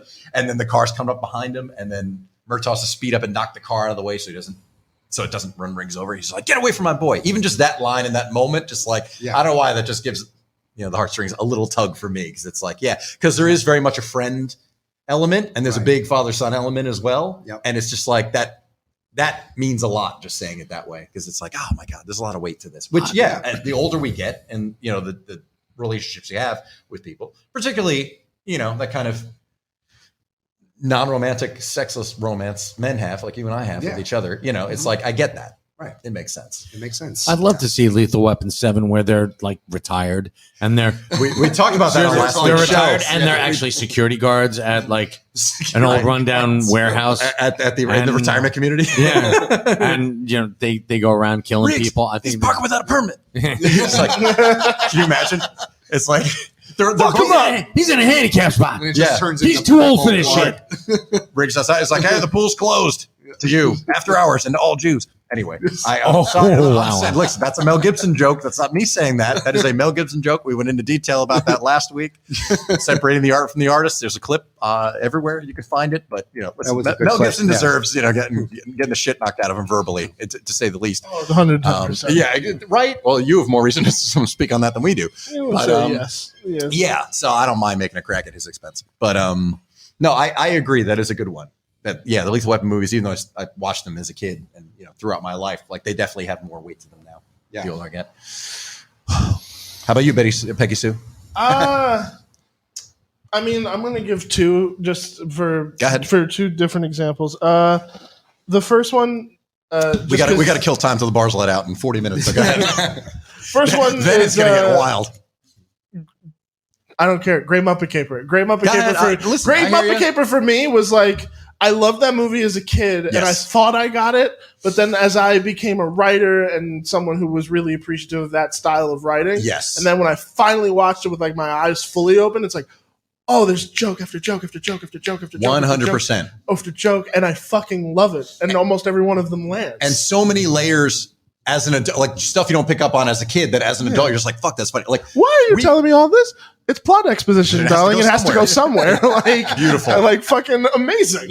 Well, that was it. That was last May when you and Jack stayed over. Yeah. I'd sit down and show them movies. It's like they stay at my place to get away from the families. No disrespect, and without judgment. But I also like show them movies. So it's kind of like going to camp in a lot of ways. But they hadn't seen. I mean, Jack believes he saw them when he was a kid, but he remembered nothing about those original 3 Muppet movies, those Henson era Muppet movies. Mm-hmm. And I was like, we got to watch. We're going to sit down and watch all of them in a day, those first 3, because it's just on a comedic, like all the levels of the Muppets are great, but I'm like, comedically, like you're going to get so much out of it. And Muppet Caper was your favorite one, in part because Gonzo was your favorite for sure. He is so fucking funny. But there's so much more. Like as an adult, like you're like, this Stop is the presses! What happened? I just wanted to say that. Oh, that whole opening scene, and I watch that constantly, just every time. What's his name? Jack. Charles Grodin? No. The editor. What's his name? Jack. He was the brothers in used cars as well. Why am I drawing a blank on his name? Jack Warden. Thank you, Jack Warden. Yeah. When he's the editor, every time he smacks the table, something different flies off. And they go, and they jump. It's so awesome. Like, how can you miss a story like that? And then Gonzo Raise? taking the I'll give picture you a of him raise. and he goes, ha! Yeah, Like, it Gonzo's gets me laugh every time. kills him because it was. Look, the only reason I hired you two jerks was because your old man was a friend of mine. Yeah. Shows a fucking mutated version of Kermit and Fozzie. and Fozzie's dad. But to make it even better, which again I didn't get as a kid, but it's just like, Dad would spoke well of you too. Yeah, well, I don't want him to hear I'm a this. sentimental guy, so I don't want him to hear this. And he puts the picture in a drawer. You're fired. Like, it's just like, that's so funny. Like, just from a comedy standpoint, I mean, I'm sorry, the Muppets are alive when you're watching the Muppets. Like, those are They're not characters. Muppets. You forget. Completely. Yes. No, if you watch the Muppet Show, and I put that on here. Oh yeah. And it's Good, man. tremendous. It's fantastic. But I'm sitting there watching it. This is like 1976. Mm-hmm.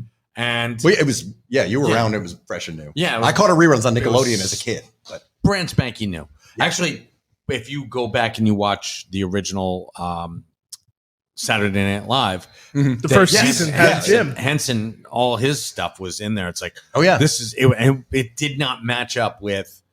Well, that was because the SNL writers hated writing for those characters, and they Well, wouldn't let Jim have his people come Right. do it. And people were like, "Well, where's the magic of the Muppets?" And he was like, "You fired them." yeah. But they also didn't know what Saturday Night Live was yet either. So I Yeah. get them trying it. It's No. like, well, let's work to the Jimmy Dean show and Well, they- primetime shows. So yeah, like, and they we were can shooting co-opt for, and you had most of the writers from Lily Tomlin specials. And, Right. Well, that's where Lorne Michaels comes from. right from The that Lily- crop of yeah. shows where like Jim Henson would do segments. Right, and if you watch anything, they did Sonny and Cher show. Yes. One of their head writers was Steve Martin. Right. So you're like, holy fuck, and you're finding out that this is where that comedy's coming from. Mhm. And then you watch the Muppet Show, and they had a lot of the same writers. Yeah. The first season was actually show run by a guy named Jack Burns, and Jack was yes. George Carlin's one of his first Right. partnerships. When it was Burns and Carlin, Yeah. when they were a team. Yeah. He was his partner. So- And what's really weird is you're watching and you see Joel Grey was on. Mm. They're like, hey, and our Right. our special guest this week is Joel Grey, and you're like, yeah, and so he's on, and Kermit introduces Piggy to Joel Grey, and I know that, and he gives like his rundown, and he's married, and he's they live in Manhattan, and yada yada yada, and he's wearing spangles on everything, and it's rainbow and everything, and you're like, even as a kid, I was like, he's married. Yeah. Well, I mean, this is also like magazines voting Liberace the most eligible bachelor back in that Yes, time exactly, too. yeah. So it's like, ladies, he's still single. It's like, There's you're a kidding. reason. You're kidding. Look, look at Liberace unmarried, you say? look at all the trim that guy's getting. It's You know like, what's really funny Where? too is that if you actually pick up there's They mean fringe on his They outfit. made So a- that's it. Trimmed fringe. they had written a biography on Jim Henson. So like The if Brian you, J. Jones one? yes, so good. It is so good. But you could tell like even with as ridiculous as those guests were, and sometimes like they were the utmost professionals. But it's really funny to me because the two that stick out in my head that they talk about in the book, they bring up Liberace, how he actually tried to sleep with the dude who plays Scooter because he was openly gay, and then fucking Raquel Welch. Even Jim was like, Yeah, I mean, What's up? I mean, that's peak Raquel Welch. Yeah. I mean, that's Oh my God, any yes. red-blooded male would be like, except Liberace. This is one of my would be favorite. and Joel Grey. And Joel Grey. Yeah, exactly. God bless you, Joel, but no. But that's look for You all didn't the. fool a 6-year-old me. Sorry. You heard it here. And Incidentally, then, fuck Ted Adams. And then Anyway. the second film. Oh wait, you Oh got no, a I point was to just make. going to say, as any moment to talk about what an infinite creative genius Jim Henson was, but just the fact that on a show like that, I mean, it wasn't made to be a family show; it was an adult primetime show. But for Jim Henson to take Alice Cooper, 70s Alice Cooper, Yes.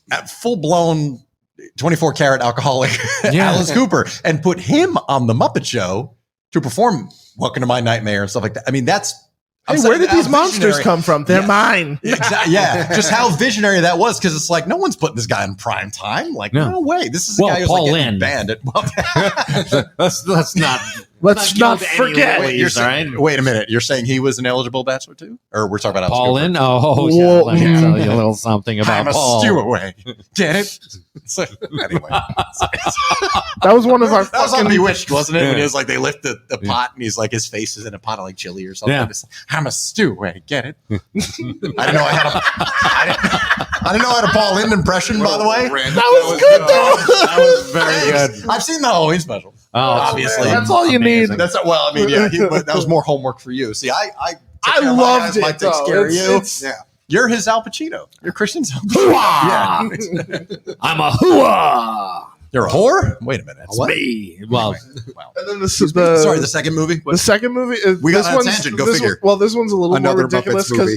because this one I didn't. This one I didn't Christmas get. Carol is the greatest movie ever. This one I didn't. It's an adaptation. This was one of those movies that I watched kind of too young, thought it was really stupid, and then never watched it again until I was about 22. I have a few of those actually that I've gone back and be like, oh, Airplane. Yes. Airplane is yes. that is It's great. so fast. It is great. Because I guess I just watched it way too young, and I was just like, this is bullshit. But I'm also, done. but that's the thing. That's a movie that's unique on a lot of levels. But the idea that it completely transcended the movies it was parodying, because no one watches Airport anymore. Hold on, no, it is a shot-for-shot remake of 0 Hour. A Airplane's a 1954. It's Oh, is no, it's a well, no, yes it's and no. It's almost a they have a term for it. And they do it in comic books all the time. A remix, essentially. Not well, yeah, like that. Well, they take the original art and the original story. Mhm. They erase all of the dialogue Mhm. and they put their own dialogue Right. in there. Right. So, but if you watch 0 Hour, and you can find it on YouTube, they bought the rights to 0 Hour for $600, and this follows the exact plot Mhm. of 0 Hour. Interesting. Except So- it's And funny. it's Except it's and funny. it's funny as shit. It's so and funny. they said that this is they did a computer analysis. This has the most jokes per minute of any movie ever. See, I believe that. I buy Yes, that too. I believe that. And Because it's constant. and most of the jokes land. Yes. Even now, even to this day, Oh, yeah. most of the jokes land.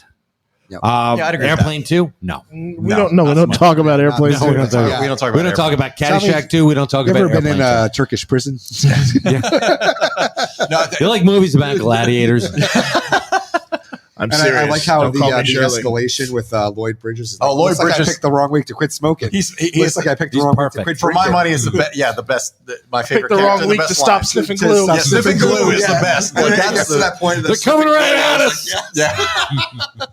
I wish that more movies like that were made today. Like that, Um, like that I type don't think of. there's an audience for that. Though. It's a bygone era. Yeah. You think so? Unfortunately. yes. There because aren't people who I- can. the last one I people don't know. liked was Scary Movie 2, and that's 23 years ago at this point.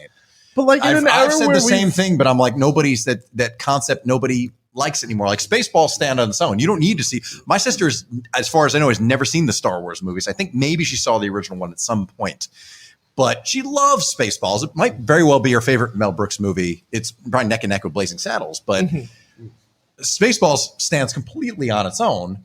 But it's so much funnier if you know Star Wars. Sure. Obviously, if you've seen Star Wars and you Or know enough any- about it. Any of them, Alien. Oh, yeah. Oh, you God, got- yeah. yeah. Like that brand of sci-fi, it's so much better, but kind of stands Top on its own. Secret. And I don't know if Top Secret's underrated. That is an underrated. Yes, it is. film. And It's so Hot good. Shots. Oh, I love Hot Shots. Oh my god, love Hot Shots. I love Hot Shots. The original Hot Shots more than And Airplane, but I Mafia? grew up with that too. So Mafia. I like Mafia. I saw that in the theater. Yeah. So did I. That's funny. Yeah. I mean, I hadn't seen The Godfather yet, but it was funny just for being funny. Yeah. But it's enjoyable because the stuff those guys did was just really Kentucky Fried Movie.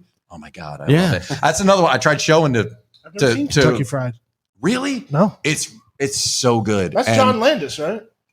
No, that's Amazon Women on the Moon. Yeah. Oh, no, it's John Kentucky Landis. Fried Movie. Kentucky Fried Movie was was the Zucker it was Pat Proft, Pat Proft and the Zucker brothers. The Zucker brothers. Yeah. Yeah.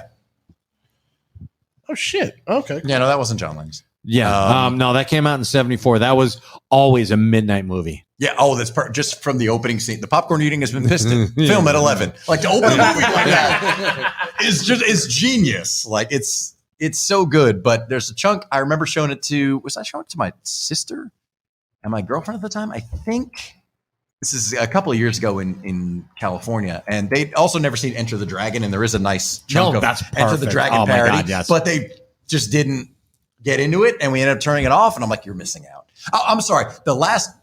I will say the last movie that was able to tackle that successfully, that does have a following, and stands on its own is Black Dynamite. Yeah. That is a lot. But even that's 2009 at this point. But that's a rarity. I think in the modern era. I just don't think people. I'm hopeful. I think we'll see it again. I think that because I think people are also starting to become a little bit tired of the superheroes, like a little bit. I know it's not like full on superhero fatigue. Marvel movies still top the box office when they come out, but like, well, certain ones, the good ones do. The good ones, but like the cracks are showing. People are grumbling, or they're like, I'm roped in, so I'm going to keep watching them. The Disneyfication of Marvel is definitely much more evident now. But now here's my thing: is like, I think the Muppets could take up that spot. Like, I agree. Like a Muppet parody movie of a Marvel flick would be fucking great. Like Muppet take on Star Wars. Like, yes, please. Oh, I watched that. That's my May the 4th viewing. It's Spaceballs and the Mark Hamill episode of The Muppet Show. Genius. So good. But yeah, no, those are my two movies for sure. That's a good one. See, I don't know when it comes to like comedy. And we're, on last week's show, we were kind of bemoaning the demise of the studio comedy, and it's kind of a shame people don't go watch those movies anymore, because comedies are people, they just go to streaming. People aren't going to, once upon a time it was a movie found its audience in the theater, but now they find their audience on streaming. But a week later, everybody's moved on to the next thing, because and it also concerns me, because you got to remember, for the young, I'm sorry to pick on you, Gen Z, but you've earned this one. Comedy now is mimicking dialogue from something else that was actually funny on TikTok. That's comedy now. It's not actually doing something of your own. Like, actually, I've had a couple people give me shit on TikTok for it, in TikTok comments, because they're like, oh, you don't allow your stuff to be stitched. You don't want your opinions being challenged. I'm like, well, no. Responding to people's videos on TikTok, this entire ecosystem around it. And I'm like, no, I made my own video. You make your own video. You don't need to piggyback on mine. Well, that's what happened in the 70s. That's when we had that comedy revolution. Mm-hmm. That's when Saturday Night Live, actually, it's when National Lampoon came out. Right. That's when they left Harvard, and they're like, fuck it, let's get rid of these old. There were some old and tired comedians out there who were just doing the same old shtick. Yeah. And like, the Rat Pack had sideburns, just trying to stay modern, but they were still doing comedies. Exactly. I think also the problem is that a lot of the studio comedies that do have to kind of slip through the cracks to get made have to have some crazy, like, high concept thing with it to like justify its existence. Yeah. Like, I mean, I love these movies, but the Ted movies is a good example of that, by Seth MacFarlane. I love those movies, but like, I don't think anybody would have picked them up if it wasn't for the fact that the movie has a fucking talking bear in the middle of it. Like, I think which is the hook. Which is the hook. It's a crude talking bear. Yeah, and I think they're great movies. Right. Meanwhile, I also think that I don't know what this does for people's opinions, but I also think that I think A Million Ways to Die in the West is pretty underrated. I think it's very underrated, and I think you're absolutely right. I thought it was hilarious. See, I haven't seen it, and that's what I'm saying, because people were just like kind of down on it at the time. Shitting on it when it came out, and I was like, no, this is fucking great. I saw it opening weekend with a crowd of people, and it was one of the coolest cinematic experiences I had. The crowd was into it. I'm laughing at a Western in 2014. Like, this is great. Who would have thought that?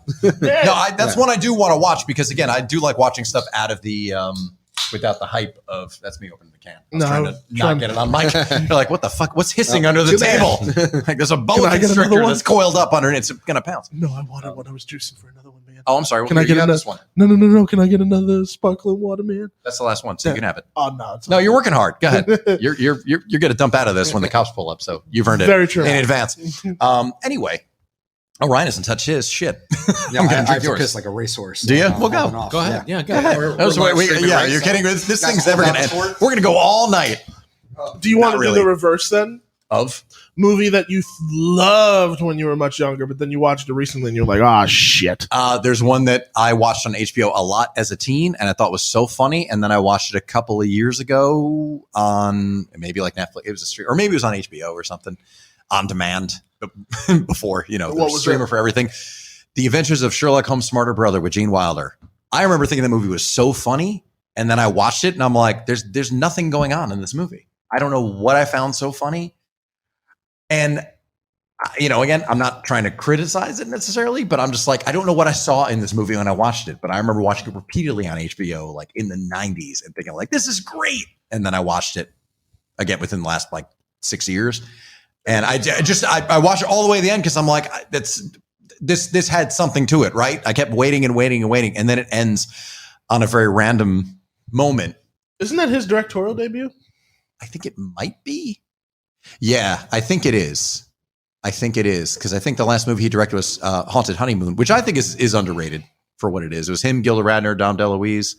That was a really funny movie that I saw. Actually, there was an excellent double bill at the New Beverly Cinema in Hollywood, where I guess it was, the stars also directed the films, and they were flops as a double feature because it was Haunted Honeymoon and Nothing But Trouble. Oh, wow. Which is a movie people hate, and I think is funny for exactly what it is. I enjoy it for exactly the mess that it is. But that's one that I remember watching and thinking, like, this is so funny. And I remember it came out on DVD, and for some reason I never picked it up. And then I saw it on HBO, and I was like, I got to watch that. Man, I haven't seen this movie in years, and just got nothing from it. Gotcha. You got one for that? I don't know if you've seen that, if that jumps out. That's a very random movie, but. Do you have anything, Christian? Because if you give me, like, you go, I got. You must have something that you're like, this does not hold up. There's a few. Our friend Corey, well, you've met Corey. He was on the show last year. He loved the Masters of the Universe movie as a kid. He has not seen it since he was a kid, and he was like, I don't want to ruin it for myself. He's like, I know I'm just going to see all the flaws and all the reasons it's cheesy. And he's like, I don't want to tarnish the memory, so he refuses to watch that for that reason. Gotcha. And again, I love that movie for all its cheese, and it's not a bad movie, honestly. No. Like, it actually is a fun. I saw the anniversary screening of that. That was another one I went to in Hollywood, the Egyptian Theater. And the cast was there, except Dolph Lundgren, of course, wasn't there. Or Frank Langella. But everybody else was there. And Courtney Cox. Never mind. It was a partial cast appearance was there. But, like, that was one. I'm like, this is a fun movie. I was saying how Corey won't watch the Masters of the Universe movie. He loved it as a kid. And he's like, I'm not watching. I know it because I know I'm going to hate it now. Mm-hmm. And I loved it as a kid. That's how he talks. I know. Go ahead. And this is going to sound sus because we were just talking about it, but I watched it recently and it didn't do anything for me. Okay. Scary movie. Yeah, the first one? Yeah. Okay. This, like, I remember very much like enjoying that when I was younger, thinking it was very, very funny. And then I put it on very recently, and I was just like, why am I not laughing at any fucking joke? At the time, it was perfect because those teen slasher movies were insanely prevalent. So much so that I only saw Scream at the time, and then I didn't see Urban Legend or I Know What You Did Last Summer and those other ripoffs because I'm like, well, they're just gonna be ripoffs, and they're all written by the same person. But yeah, exactly. But I know I do recommend. I Know What You Did. Though that was a good one. No, I watched that in 2020 for the first time, and the second one, and Urban Legend. Did you really? I liked it. Yeah.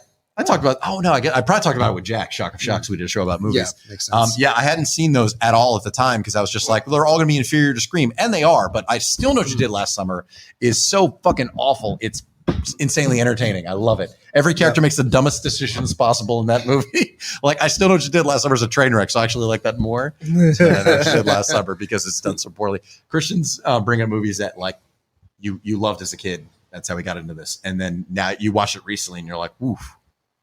You probably don't have any because you love everything except for Blade Runner. Independence Day Resurgence are the only movies you don't love. Yeah. So every other movie you love. Yeah. So. Listen, there's a bunch that I could list, but I'm just like, you know what? I don't feel like do you need more time right now. No, I'm good. Okay, all right. He's got one. So. Yeah, Real Genius. Really? Real Genius. If you ever with Val Kilmer. Val Kilmer. 86? No, he's 85. It was 85. Okay. 85. It might have been 86. Melanie Mayrank, who I think is adorable in this movie, but I loved the movie when it came out, and now I watched it, and I'm like, yeah, there's some shit in there that doesn't hold up. Doesn't hold up. And there are a lot of movies like that, like Revenge of the Nerds does not hold up. Really? Oh my God. No. Really? I mean, there's some inappropriate stuff in there for very, sure. very Like, racist. There are there's moments in that movie that still hold up, but as a whole, it is kind of a there's some. It's a slog. There's some Me Too stories in that movie for sure. But, Yeah, and exactly, and them making Lamar into such a flagrant and cartoon flaming, character. Yes, Yeah, he a is cartoon character. such a caricature. Yeah. And it's got what's his name? Married Mr. Melissa Gilbert. God, what the fuck's his name? Redhead. he married Gilbert. He married Gilbert. Yeah, Melissa Gilbert. Damn it, Anthony Edwards. no, we're close. Timothy Busfield. That's who it is. Timothy Busfield was in it. He played the blind dude, the guy who couldn't see shit. Right, the glasses and all that. Yeah. But just so many things about that movie are like kind of detestable. I mean, like, there's actually the moment of, and I remember this is the one thing aside from the borderline rapey and violating moments of it, like, spying on the girls, the spying on the sorority. That's and stuff my like that. pie. There was a pie that I was like, oh yeah, this was okay in like 84, wasn't it? Was at the end when they're going to speak. And no, not the being a creep part, believe it or not. But it's, I mean, we all love Bernie Casey, but there was this moment when Anthony Edwards is going to speak to everybody about being a nerd, and John Goodman as the coach is about to like interrupt him. And then Bernie Casey walks up. It's like, all right, now you just hold it right there. And then just like 3, 4, 5 other big black guys just go line up next to Bernie Casey, stand there, cross their arms, and John Goodman backs down. It's like, okay, that's what we're doing. That's the message we're sending. Is like, got it. Let them speak. I brought some boys with me. Okay. Yes. Like, and with this like very stereotypical funk synth music playing as these guys are walking up. No, actually, that was okay. We Are the Champions. Wow. Was playing. No. When those guys walk up, like it's literally it's for that 12 and a half seconds. The guys are all lining up next to Oh Bernie my Casey. God! Yeah, like and it's like, wow, this is right out of the Mandingo. Yeah, holy shit! Yeah. Like, oh my God, I can't believe they that looked this up is the going insensitive stereotype handbook, and they're like, we need this kind of music. Make it happen. Listen, Adam and Goldberg almost wrote not almost. They partially filmed a remake of Revenge of the Nerds, and then halfway through they were like, "This is a horrible idea." I feel like and shut it down. They filmed like 2 weeks, and then they were like, "Nope." Wow, that's to me that whole nerd versus jock thing is more of like a myth and a tall tale than an actual thing. The jocks were always fighting each other. At least when I was growing up, like it was never like we're gonna stuff these nerds in lockers. It was a very like story friendly, battle. But like I don't remember growing up like actually seeing that. Where it's just like nerds are getting stuffed in lockers. Like the jocks just hated each other. Like if they hated anybody, they like hated each other. Or they hated, we're gonna beat the Wildcats, or whatever. Like, but they weren't like the basketball players. Exactly. Like the other jocks, they weren't just like seeking out like nerds. The football players are like going after the baseball players. That wasn't that wasn't actually a thing. Like it was fine in movies, but you know what's really fucking stupid probably is the fact that is probably true. Is that it really wasn't that big of a dynamic. Yeah. But then we're gonna milk 6 movies. But then my idiot generation saw that on TV and was like, oh, that's what should probably be happening. And then that's actually what I know some people experience. Is that right? Okay. Yeah. So I'm not saying it never happened, but I was like, prevalent. I knew fucking people. It was made out to be. Because I remember being much younger and being like, well, I don't really want to talk about my love of like comic books and all that type of shit. Because I was like, I don't know if I can get picked on. And this is, I mean, pre-MCU and all that bullshit. Well, but like, even then, it was like, liking Star Wars wasn't cool until 12 years ago. You can't exactly. That took 35 years to actually be, socially acceptable. Yeah, I was on the front lines for that fucking one. I was gonna say, like, you would know if anybody. But yeah, they were dicks. Mm-hmm. Trust me. I went to the school that all of us got picked on, even the brains and the jocks. But who fucking cares? And that's it. Like everybody kind of gets picked on, but we all had our own little cliques. I had my buddies, and it was. You didn't fuck with me. I didn't fuck with you. Exactly. Nobody actually paid attention. That's what I'm saying. Like no one really was paying attention to the other groups. Exactly. And themselves. Another one that doesn't hold up is Ferris Bueller. Really? No, watch it. And it does. You're like, holy shit, is he a piece of crap? So yeah, I mean, and that's the thing. Yeah, I was reading an article about that recently. How when you're his age, you root for him. You're like, yeah, like fuck. Now I'm rooting for Rooney. Yeah, you're rooting. Yeah, and that's exactly what this person was saying who wrote this article. Well, not Rooney per bastard. se, Yeah, because not Rooney per se, because he's a fucking pedophile. Well, so, yeah. You He realize that is. Ferris Bueller is a lying con artist. He's a piece of And shit. He doesn't care about anyone around him, really. He's a He sociopath. treats his best friend like shit. Yeah. And he's a sociopath. His family is just like he lies secondary. to his parents. Yeah. Like His Constantly. family doesn't Yeah. deserve him being an asshole. No. the way he is. But I'll when you're agree a with that. teenager who doesn't want to go to school and doesn't care about anything, you're like, yeah, Ferris Bueller, he's awesome, he's an Exactly. idol. But when you get to be older, a parent, an authority I get figure, why. you're like, fuck this kid. He's a lying piece of shit. Yeah, He doesn't care about any of the destruction that's left in his wake. of course. Yeah. Or how he treats people around him. Like, I mean, but I feel like Ferris Bueller falls into the camp of it's not necessarily like it's a bad time to watch now as much as it is just like glaringly different, like how the times have changed. Well, you don't identify with it in Yeah. the same way that you did when you were a teenager or an adolescent. 'Cause, like like, now you you look can- at it, you're like, Because listen, if you want to have that discussion, that that's like almost all of John Hughes' movies. yeah, there's definitely a moment like I don't revisit 16 Candles or Pretty in Pink a whole lot. Yeah. I'll admit. I do like in the same way, like you could probably, understand, the Breakfast Club a little bit better from, less from the kids' point of view and more from Paul Gleason's. So I don't know if they were filming us or what. Oh, Ted. Oh, Ted's finally Ted! Oh, yeah. And fuck you, Mike. Whoa. He's here. Fuck pulling. you, eating pizza And if, crust, motherfucker. and if you hear the synth funk music, he's bought a gang of black guys with him to line up and tell you to shut up. All right, you're going to listen to me now. Hey, just hold it right there. Yeah, that's one. I get it. And even I remember talking about this actually on the old show. I mentioned it that there was back when this is 2014, the job I was working in. And I was in early 30s and there was another guy my age. And there was a kid who was working there who was like 25. And we were talking about the Breakfast Club and this 25-year-old kid had never seen it. And the guy who was my age, his point was, well, I don't know if those stereotypes existed the same way when he was kind of going to school. He said, because it was more, I feel like it was more distinctive. Like you can kind of tell people kind of what they were a mile off by like how they dressed and who they hang out with. He's like, I think that's something that's kind of gone away. And I get it because like, I think now every teenager's wearing Crocs and an anime t-shirt or a hair metal band t-shirt. It's just like, you kind of don't know what any of them are about. They all look the same. Yeah, So or you kind of can't find the goths or, the hip hop heads or like the metal kids or anything. Like everybody literally looks the same now. So I think that's something that kind of went away where that movie's not necessarily going to hold up in the future. Cause I don't feel like there's that distinction between like, there's the jock, there's the rebel, there's the goth, there's the, prissy entitled girl. Like, I don't think those stereotypes exist. I feel like they exist even less now, but in 2014, I kind of understood his point of like, I don't think they're as prevalent now as they used to be. I think there's always going to be that prissy girl there's always going to be the outsider girl who feels like, I mean. No, I agree. I think that it's not necessarily a thing of like they're going to go away as much as I think it'll just shift.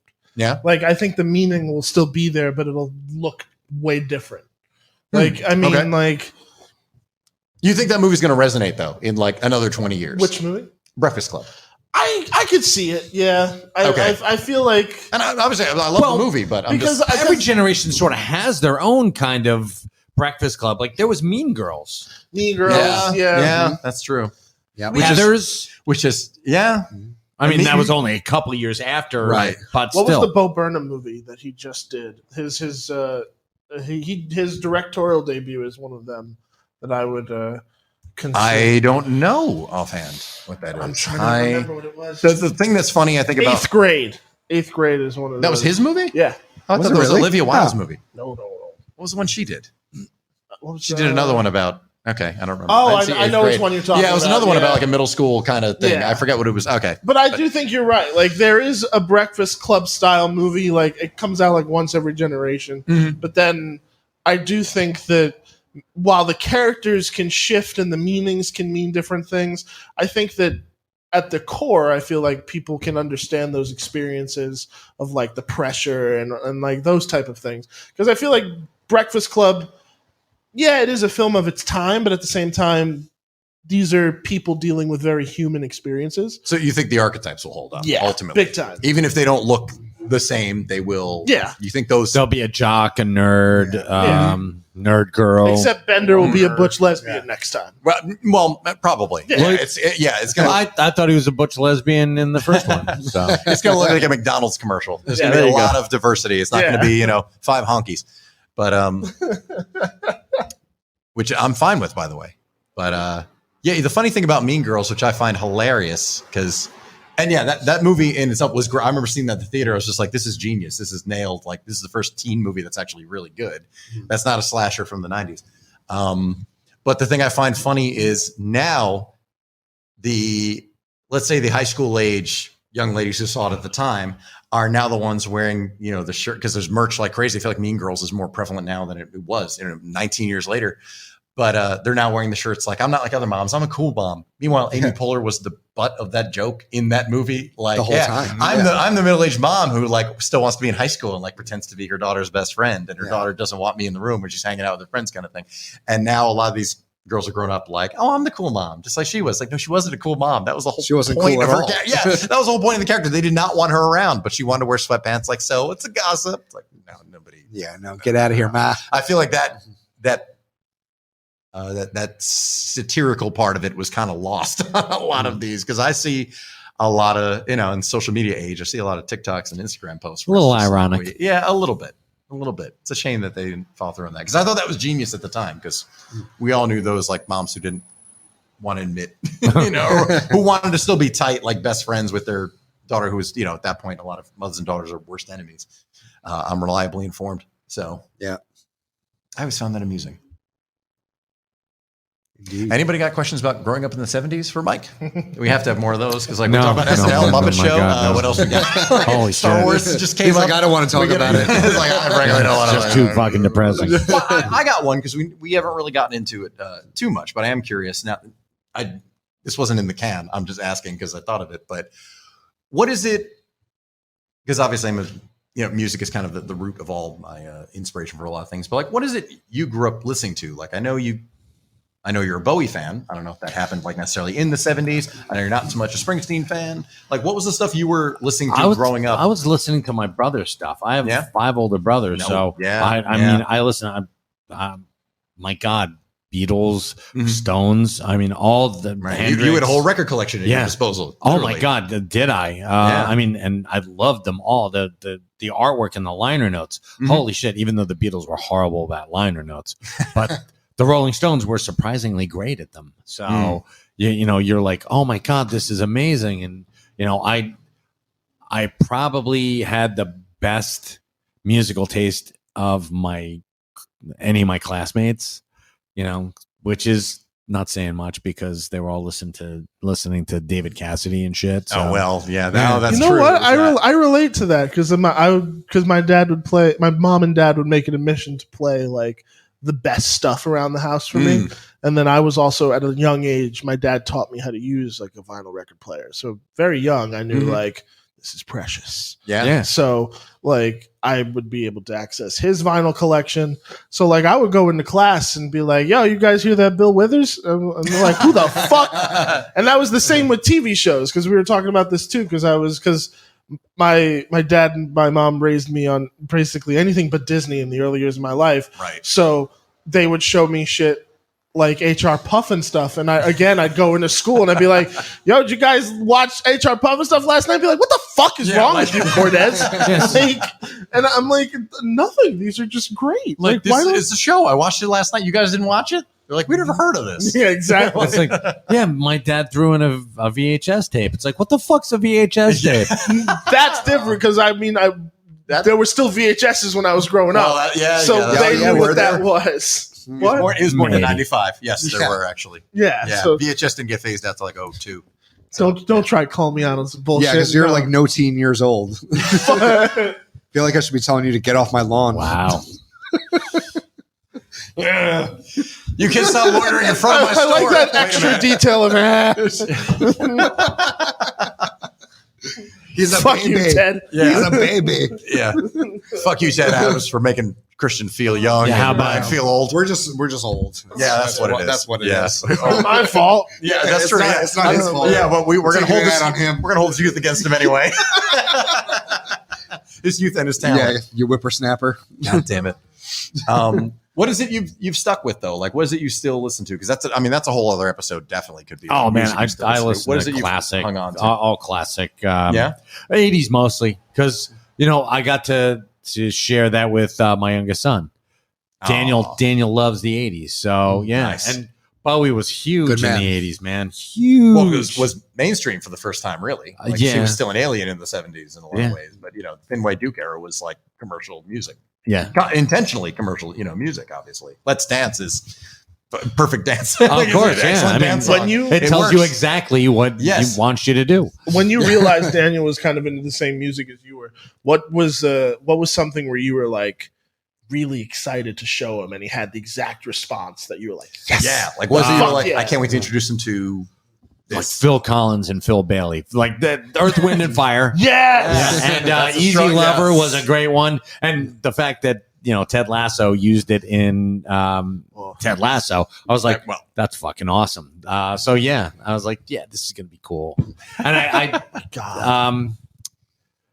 we used to cut or burn. I'm sorry, we used to burn like You're on mix. travel CDs. Yeah, Mhm. So And- wait, yeah. oh man, Years So of when, burning when CDs. we were driving down to Julia's parents down in South Jersey, we would pop that in when the kids were in their toddler seats, Mhm. and yeah, they'd that's be why singing Guardians along. resonated with me too, because I was like, I had my own awesome mix. Yeah. Yeah. My boys still do. They both have their CD collections of Man, Oh, man. Yeah. that's so dope. Your heart's all warm right now. I honestly, I didn't have that. I discovered a lot of music just listening to the radio. Like, I didn't get that from my parents. My mother Right. grew up very, very white. She was listening. I'm so sorry. I mean Yeah, that. mine Like, too. Yeah, like my mother was like, like Perry Como was edgy. Like that was, Yeah. like it's, and Andy Williams was where it was at. And It's there it's you go. like, They were panty droppers. white hot. Yeah. Literally. My father used to listen to WPAT, the voice of the Oh my North Jersey God. Shore. So, and if they were all fucking instrumentals. I And thought I'm of that like, in 30 years. yeah, I know, right? But it's like, holy shit. And I used to say, hey, Dad, can we change the channel? He's like, fuck no. And touch my radio. I break your fingers. Right. When you drive, you can control the radio. Yeah, it's your When car. I started to drive, he's like, no, I'm putting on WPAT, and fuck you. Keep your eye on the road. Just like- lovely. my mother did. She eventually evolved to as far as she got into, I'd say, mainstream music. I mean, look, she was like James Taylor and Carole King, which is also of the, it's definitely the boomer generation. But like, she does have one record from the Fifth Dimension, which is like that's a curveball, right? Among those other, among that Andy Williams Christmas record. But my dad had much more, like he was much more dialed into like, to 60s music and doo-wop and all that. Like, I never got into rock music, was never Beatles or Stones or anything like that, but like doo-wop and, R&B. My mother did a Motown record. She's a lot of 45s, like Motown 45s and a couple of Beatles ones. But yeah, my sister and I kind of just grew up on 80s radio. So like we didn't have that handed down to us. And she's only 3 years older than me. So we had similar enough taste, except I was not nearly as into New Kids on the Block as she was. I realize I'm glad you're sitting down when I'm telling you this, because I realize that the real room shocker is spinning. But yeah, like we very much were just like, as the Journey album is titled, raised on radio. So we kind of didn't have anybody handing it down to us. So that's why I love hearing about like your parents doing that, or even like you having older brothers to do that. Well, I'll tell like you that. one really cool story about my dad. My dad was an old timey doctor, family doctor, not family guy. Yes, like out of a Norman Rockwell painting, Family Doctor. Exactly. He had that print in his office. No shit. Yeah, no Wow. shit. So I thought I was being too on the nose, but we drove down to Florida. My dad used to love that drive, and I was 17. I was 17 years old, and we're driving through this little shit Splatberg, going down to visit my brother who went to Rollins College in Winter Park. So we're driving down, stop at this, swear to God, like South Carolina, North Carolina, South Carolina, maybe even Georgia. But we stopped there to grab dinner and to, find a hotel. We were splitting the trip up. So we go into this place and the Dell Vikings are playing. We go in for burgers and stuff. The Dell Vikings are playing. And my father's like, "Oh my God, I haven't heard these guys in years." And I'm like, "Holy shit." And then they're, singing "Come Go With Me." And I'm like, "This is fucking great." I said, "You haven't heard these guys in years." He's like, "Yeah, hold on 1 second." He goes up to the bandstand and just looks at the lead guy. He's like, lead guy's like, just hand signals. And my dad comes back, sits down, starts eating his burger again. And I was like, "What's that about?" He said, they'll come over and talk to us. You get to meet them when they're on break. I'm like, "Oh, cool. All right." I said, "Well, how the hell do you know them?" He's like, "We'll talk." And so they come over and they all sit down. They're like, "So Dr. Zapcic, how the hell are you?" They served in the Air Force with my dad. What? So, and my dad took care of him for, your dad was medical then in the Air Force? Yeah. Okay. And he did it like an internship over there. And when they got out, they kept going to my dad because he was in Miami and they lived in the area. So my father took care of the Dell Vikings.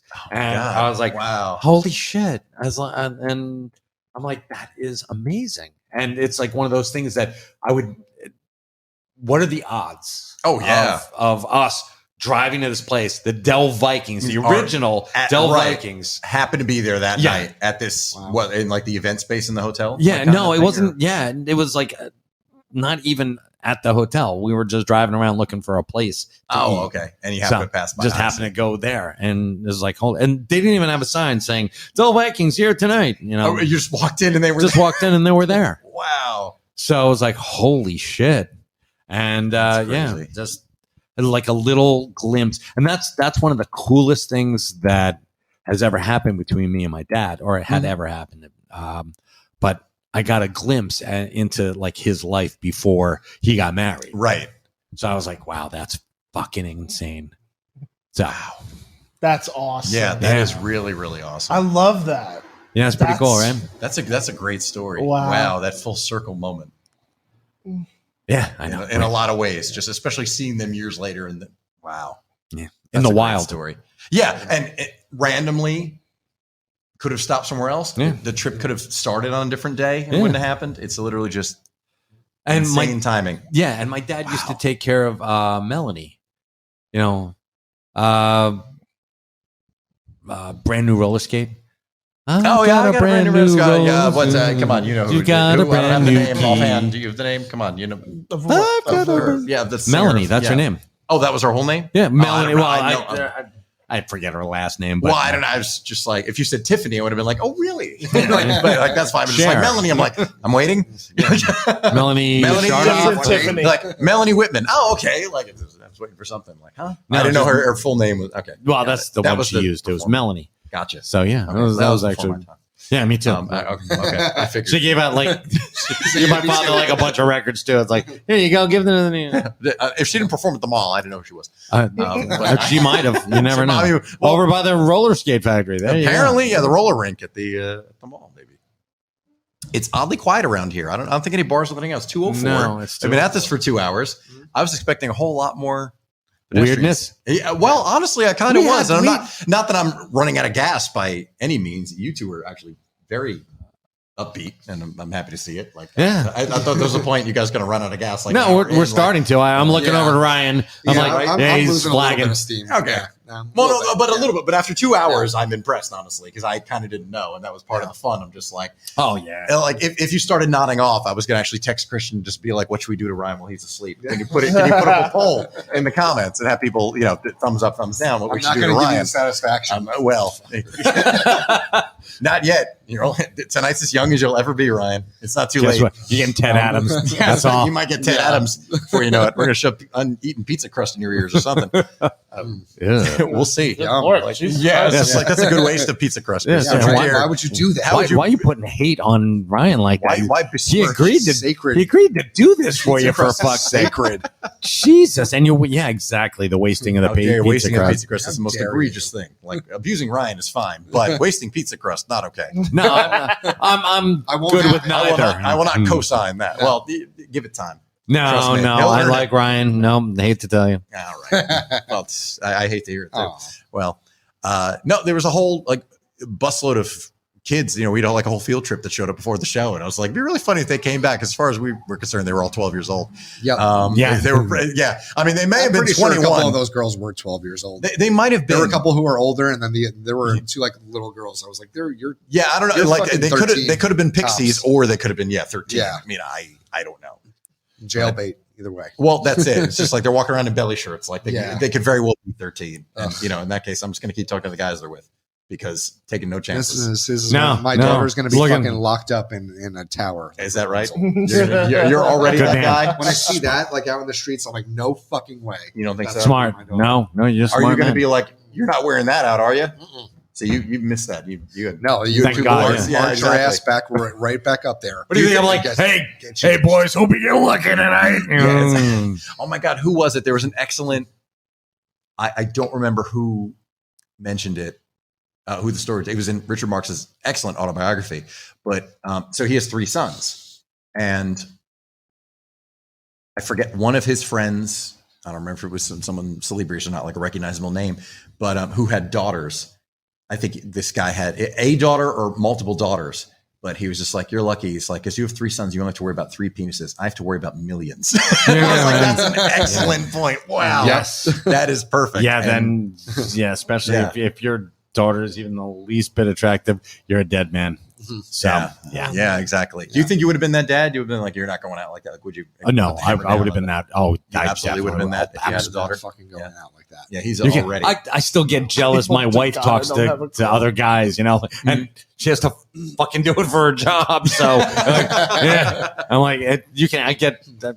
How many times have I threatened to kill you? Yeah. Yeah. Why? And we do a show together, and you're just like, what the fuck? First, say good morning. I say good morning. I hug Julia. I look over and I see Mike. Just What the fuck you doing, Yeah, motherfucker? like, Yeah, who the it's like, fuck are you? Hey, asshole! She's spoken for. Like, all right. Oh, is she? I didn't know. You I'm Mr. sorry. Grabby Hands. Where's that hand going, Christian? Yeah. It's like I only hugged her with one arm. Yeah, seriously. The other one has a sandwich in it. You know, it's like the other one. What? That wasn't a fact. I'm just. Holy I just shit, needed man. something to find. The other one has pizza crust in it. Fine. All right. All right. You want to bring it back to that? It's all right. As I Pizza crust is even worse, finishing man. a slice of pizza. Because he did not eat the pizza crust. Is that what you're saying? Oh, my God. No, I was saying he hadn't finished it yet. That's how important, Julie. I'm making this worse. Anyway, Yeah, thanks for tuning in. Just keep digging. I'm taking, boys. Boy, Yeah. good thing I'm Everyone's wearing digging. boots. This stuff's getting deep. All right. Well, I say we've done it. I was waiting for more stragglers, and I don't want to overstay the welcome. Red bag, where you at? Yeah, where the fuck is everybody? I got neighbors. Yeah. Yes. Do people live, or is this this facade? Do people live? People live. Yeah. Oh shit! Someone should have called Sorry. the cops. I'm kind of I'm disappointed. I wasn't looking forward to being busted up by the cops tonight, sorry but about I was open to it. Yeah. Shut up down there. Yeah, right. What are you doing? Yeah. Good morning. What are you doing? I just Yeah. shot a man and I want to confess. Hey, shut up down there. That movie turns 30 Ted Adams today. lives Yeah. right over there. I'm watching you, scumbags. Yeah, I keep What are seeing you a doing? red dot float around here. I thought it was just a kid with a laser pointer, but apparently not. Nope, it's Ted Adams. I'm gonna fuck you guys up. Ted Adams. Oh, It's- fuck. you know what the shame of it is? This episode stays in the vault if we find out something happens to Ted Adams between now and Monday morning. No, Should never. Well, this is no, live stream, It so should it's be out a there. special. Wait. In the tribute. Yeah, It's like stirring tribute to Ted Adams. If something were to happen, I would want you to This release is all very uh, New Jersey. If something would have happened to Ted Adams. If something were to happen to Ted Adams, Listen, something I- happened you- to Ted Adams, all right? I Paul, you don't know unfor- anything about it. Still don't know anything about it. I Yeah, unfortunately want you to go through every moment where we say his name and dub it with something else. That would be the Clerks awesome. cartoon, Al Pacino. Yeah. It's like Dustin Hoffman would not allow his likeness to He, be used in this cartoon. stabbed himself in the back 4 times. Richard threw himself Dreyfuss. off the Let's do bridge. Exactly. Richard Dreyfuss. Yeah. You just got Richard Dreyfuss. Did. Richard Dreyfuss is fairly active No, on but Twitter. It'd be here's- awesome if he's just like, I eat my pizza crust. I don't know what these people are talking about. Just defending himself. I have no idea what those guys are talking And about. we'll be like, you didn't tag any of us, you pussy, and then we'll just drag him intentionally next Excuse time. me, Mr. Dreyfuss, what's your position on pizza crust? Yeah, The world really wants to know. The Yeah. world wants to know. yeah. At least No, 4 no. people do. You got to censor it with Possibly paid. Yeah. Sicilian vampire. Makes no sense. Oh dear Every Lord! fucking fuck you, Ted. Fuck you, Ted Adams.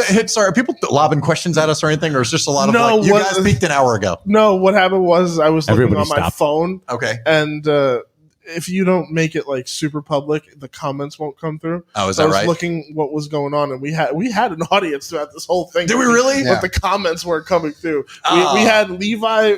We had Levi. Patterson. Yeah. Angelique, Levi. Kevin Strudnick, Paige, Mark Lamb, Mhm. Alan Oh, Mark. Price. Yeah, we had a lot of people watching. Nice. Actually. And then, Were they encouraging this nonsense? yeah, pretty much. Awesome. Yeah. Tonight's Well, thank you, show guys. sponsored by Lady Death, Liquid Death. Lady Liquid Death. Lady Oh, Death. Oh, yeah, great. that's No, something someone else. made the comment in the thing. I'm like reading all the Oh, comments okay. now. It's like Lady Death meet Ted Adams, or not. Meet Why is he Sicilian vampire. There's a lot of overdubbing I need to do in this goddamn show. Damn. Even I thought Angela- cutting the waxing special was going to be rough. Even Angelique was like, "Oh, we're talking about Teddy Boy again." That was at 12:27. Wow. Holy shit. Oh, That's you're going to have awesome. to DM her this episode. Like this is, She's asking, "Can we have the whole unedited version, please?" she can for sure. Which again, someone's going to Yeah. put Ted Adams in bubble wrap. Anybody named Ted Adams is going to be put in bubble wrap until probably forever, just in case. Because This If this anything lives in happens. infamy Because we forever. spent 2 hours I mean, it talking will. about This- him yeah, and this- pizza crust. Because this 4 idiots. this goes down in history even worse than the Missy the Kunkel. Missy Kunkel debacle. I was waiting for an opportunity. You know what? I have not brought her up in a year and a half for that reason. I was like, I'm waiting for Mike to do it, but I knew you were going to go. So Missy Kunkel. How Missy you Kunkel, doing, baby? which- I honestly was going to make that entire video clip. Maybe I'll do it during the hiatus. You guys can keep an eye on the YouTube channel. Subscribe to the YouTube channel where you're watching this, or if you're on the Shared Universe channel, look up CAPEPOD. You'll find it. An excellent story Mike shares about his. It was your first crush. I'm trying to remember the exact context we talked about. She was There was my a lot. first girlfriend. First girlfriend. That was it. Okay. Excellent story. And we couldn't specifically find her. And Mike has such an excellent poker face that at one point there are 3 results on Facebook from Missy Kunkel, and Mike has 0 reaction. He clicks on all 3 profiles. His face does not change at all. And I'm like, damn it, I don't even know how to find this woman and reach out to her. Just for sheer curiosity. But there we go. Mike's lawyer signed off on it, so it's okay that we mentioned her You by were name. fine. Anyway, yeah, you're fine, Missy. It's okay. Ted, not so much. Anyway. Ted, you were never fine to begin with. Ted, you can suck a bag of cocks. Yeah, apparently, because we don't know you, but these guys are not vouching for you. I have no idea who you were This, talking yeah, about. this thing on a real Donnie Brasco about you vouch for this guy. You know, left. I said I knew Fuck him. no, we don't. Yeah, apparently. So there he is now. Oh, there He's he pulling is. up. He's like, Pulling up again. Just a lot of He's baseball got bats. a gun rack Yeah, on, sticking on out. the back of his truck. It's getting very Bronx tale on the streets of Red Bank tonight, and we're gonna call Come on, it. guys. So yeah. As soon as you idiots turn those lights down. Yeah, exactly. I'm waiting for Ted Adams to walk up here with a bat. No, you can't leave. It's like, oh You shit, can't leave. we are walled in. Now what are we gonna do? Oh my God! Well, listen. Thank you, viewing audience. We're glad you guys. Yeah, enjoyed. thank We're glad you so stayed much, up. guys. That was fun. Thank you for having nothing better to do on a Saturday night than hang out with us, because we've had a hell of a Because lot we of have fun, nothing better to and we do. hope you have Exactly. too. Yeah, we've got nothing. I mean, they should be sleeping. Is frankly I what it should have comes been down sleeping to. 5 hours ago. Yeah. Well, all right. You did work a full day today. Yeah. I'm just, again, I got up this morning to go to therapy. Update on that. I'm still fucked up. But otherwise, yeah, I had a pretty free day to make notes of shit we weren't going to get to tonight anyway. So that's what I do with my day. And now the correspondence. What did we not get to today? Well, that'll be saved for the fall run, everybody. Maybe we'll get to it. Or I'll just Someday. record it at home and I'll do, yeah. Stay tuned. Chris just rips his phone in half. Maybe. Yeah. I'll just throw this in a. Yeah, we're just never going to get to any of this shit, I'm just so I'm gonna going to throw rip this my phone in half. in the fire pit in my backyard. Just be like, forget Or it. he's You gonna guys are wrap- never going to hear this He's shit. going to wrap some people in bubble wrap that are on his list. Like, oh shit, can't do that. The Mike Zapcic fuck you list. And It's if you going want away that list- forever. It's not even knock at the secret stash. It's not even at the cloud. That's right now. Anyway, well, listen, stay tuned. Next Monday, Cape 230, the waxing special. It is a must watch. I'm sure listening to it is going to be excellent as well. It's going to be a whole different experience than just watching it. So obviously the audio will go out first. The video will go out later in the day. And it's excellent. Again, if you're new to the show, comedian KP Burke, co-host, one of two hosts of First Class Second Place, Jason Enrique, and our longtime friend, Jack DeFranco, who frankly needed the waxing the most. And we've been waiting for this opportunity for 12 years to get him waxed on camera for the first time. It finally happened. We fulfilled a promise we made such a long time ago. Mm-hmm. And it was worth every dollar I spent. Yeah. And it was worth it. And it came out clean. It was an unforgettable experience watching it happen too. Yeah. Yeah. You're not in favor of body waxing? Is that right? Never done it? Never gonna, right? Yeah, I'm never gonna. Okay, either. Gotcha. Well, I'm not that you hairy. either. I'm out. Fuck no. Wow. It's not that bad. See, I've done it in case anybody's wondering if you're unaware of the episode. I mean, you got a week until it comes out, but I've had most of my body wax at different points. So that's why I was just like, well, I've done it. So if these guys are willing to do it, we're going to make this thing happen. So I don't get waxed. Maybe we'll do another one day. You've gotten your nuts waxed?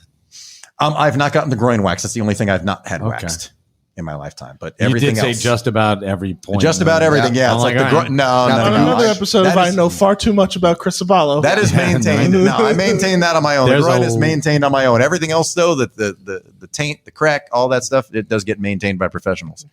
So on another episode of I didn't want to know that about Chris Aballo. You were busy watching Sopranos on mute while we were doing this, so you probably didn't hear any of this commentary. But you will next Monday. But the waxing special, it's hysterical. It's a lot of fun, and again, it is the mid-year finale for Cape, and the show will be returning in the fall. So this run of 10 went by really, really quickly. And in my head, when Mike volunteered to do a midnight live stream from outside the secret stash, please check that out, folks. Check it for me. Go back to 221 if you haven't heard it, or even if you have, go back and watch it again. You'll hear him suggest this as an idea, and I say, "Sold, we're going to make it happen." I'm such an idiot. I frankly thought that this was going to be the mid-season finale, but the wax thing took longer to coordinate, and it was well worth the wait. So it'll be quite a finale. And updates on the hiatus. I'll tell you the plan for what's going on in the hiatus. So stay subscribed to everything because there will be stuff put out there. But that's your teaser for next week. That there will be things put out in the meantime to maintain your interest and keep you entertained. Because at this point, 229 episodes in, there's a lot to pull from. So stay tuned for that. And in the meantime, if you've enjoyed everybody's nonsense, you can follow Mike on Twitter and Instagram at Michael Zapcic. And of course, Jay and Silent Bob's Secret Stash, 65 Broad Street, Red Bank, New Jersey. Come and see us. Yes. Follow them on the socials as well. Okay. I did get a text message. I want to see if it's relevant to what we're talking about because Christian has been monitoring the comments in the way he should. Oh, sorry. Now, funnily enough, it's a message from KP Burke, but it's not related to that. He's not watching it. It's from Ted Adams. But how funny. It's from a guy who claims to be Ted Adams. We'll find out later. But we'll see if there's any weight to it. He says he's waiting for us, but I don't believe so. Keep the camera rolling. But you can follow Mike and follow the Secret Stash. Come visit the Secret Stash at 65 Broad Street in Red Bank, New Jersey. And it's them on the web as well. You can buy all kinds of tchotchkes on what's the web address for the Secret Stash stuff. Okay, secretstashstuff.com. Yeah, Secret Stash stuff. Apparently. You can follow Ryan on Twitter and Instagram at Taxonian. And for his beer adventures, Honey, I Drunk the Beers. And for his toy adventures, Hot Toy Time Machine. Him and the aforementioned Jack DeFranco sharing their undying childhood and lots of nostalgia as well. On Hot Toy Time Machine. And links for everybody, of course, going to be down in the description below, but I'm saying it anyway. You can follow Christian. First of all, subscribe to his YouTube channel, Arcade Productions. You can follow him at Arcade Player One on Twitter and Christian Cortez on Instagram. And you're the first one of the three people to be on TikTok. Is it Arcade Productions on TikTok? Yes. Okay, Arcade Productions on TikTok. Follow that. You can follow me on Twitter and TikTok at Chris Aballo and on Instagram at Chris Sells Out and CAPEPOD. You follow the show on all the socials. And again, if you've listened, if you haven't subscribed, click the subscribe button, give the show a thumbs up, give it 5 stars wherever you get your podcast, thumbs up on YouTube, all that good stuff. If you liked it, tell 10 friends. And you will then prove how smart and intelligent you are and be like, listen, I have good taste. This is really funny. And they don't do this often, but this is a starting point for you. And why not start with this episode? Been a lot of fun. It's wild. Got some Cape stalwarts here with us. Good time. And next week would be a good time as well. So stay tuned for that. Gentlemen, thank you for doing this. Another insane fun. idea. Yeah, that was, again, somebody else brought up, not me, but I was willing to see it through. Followed by another insane idea next week. And I was going to say we will see you then, but I will see you then. Stay tuned for that. So until next time, for Mike, Ryan, Christian, this is Chris Aballo, and this was yet another experiment. Hit the dump button.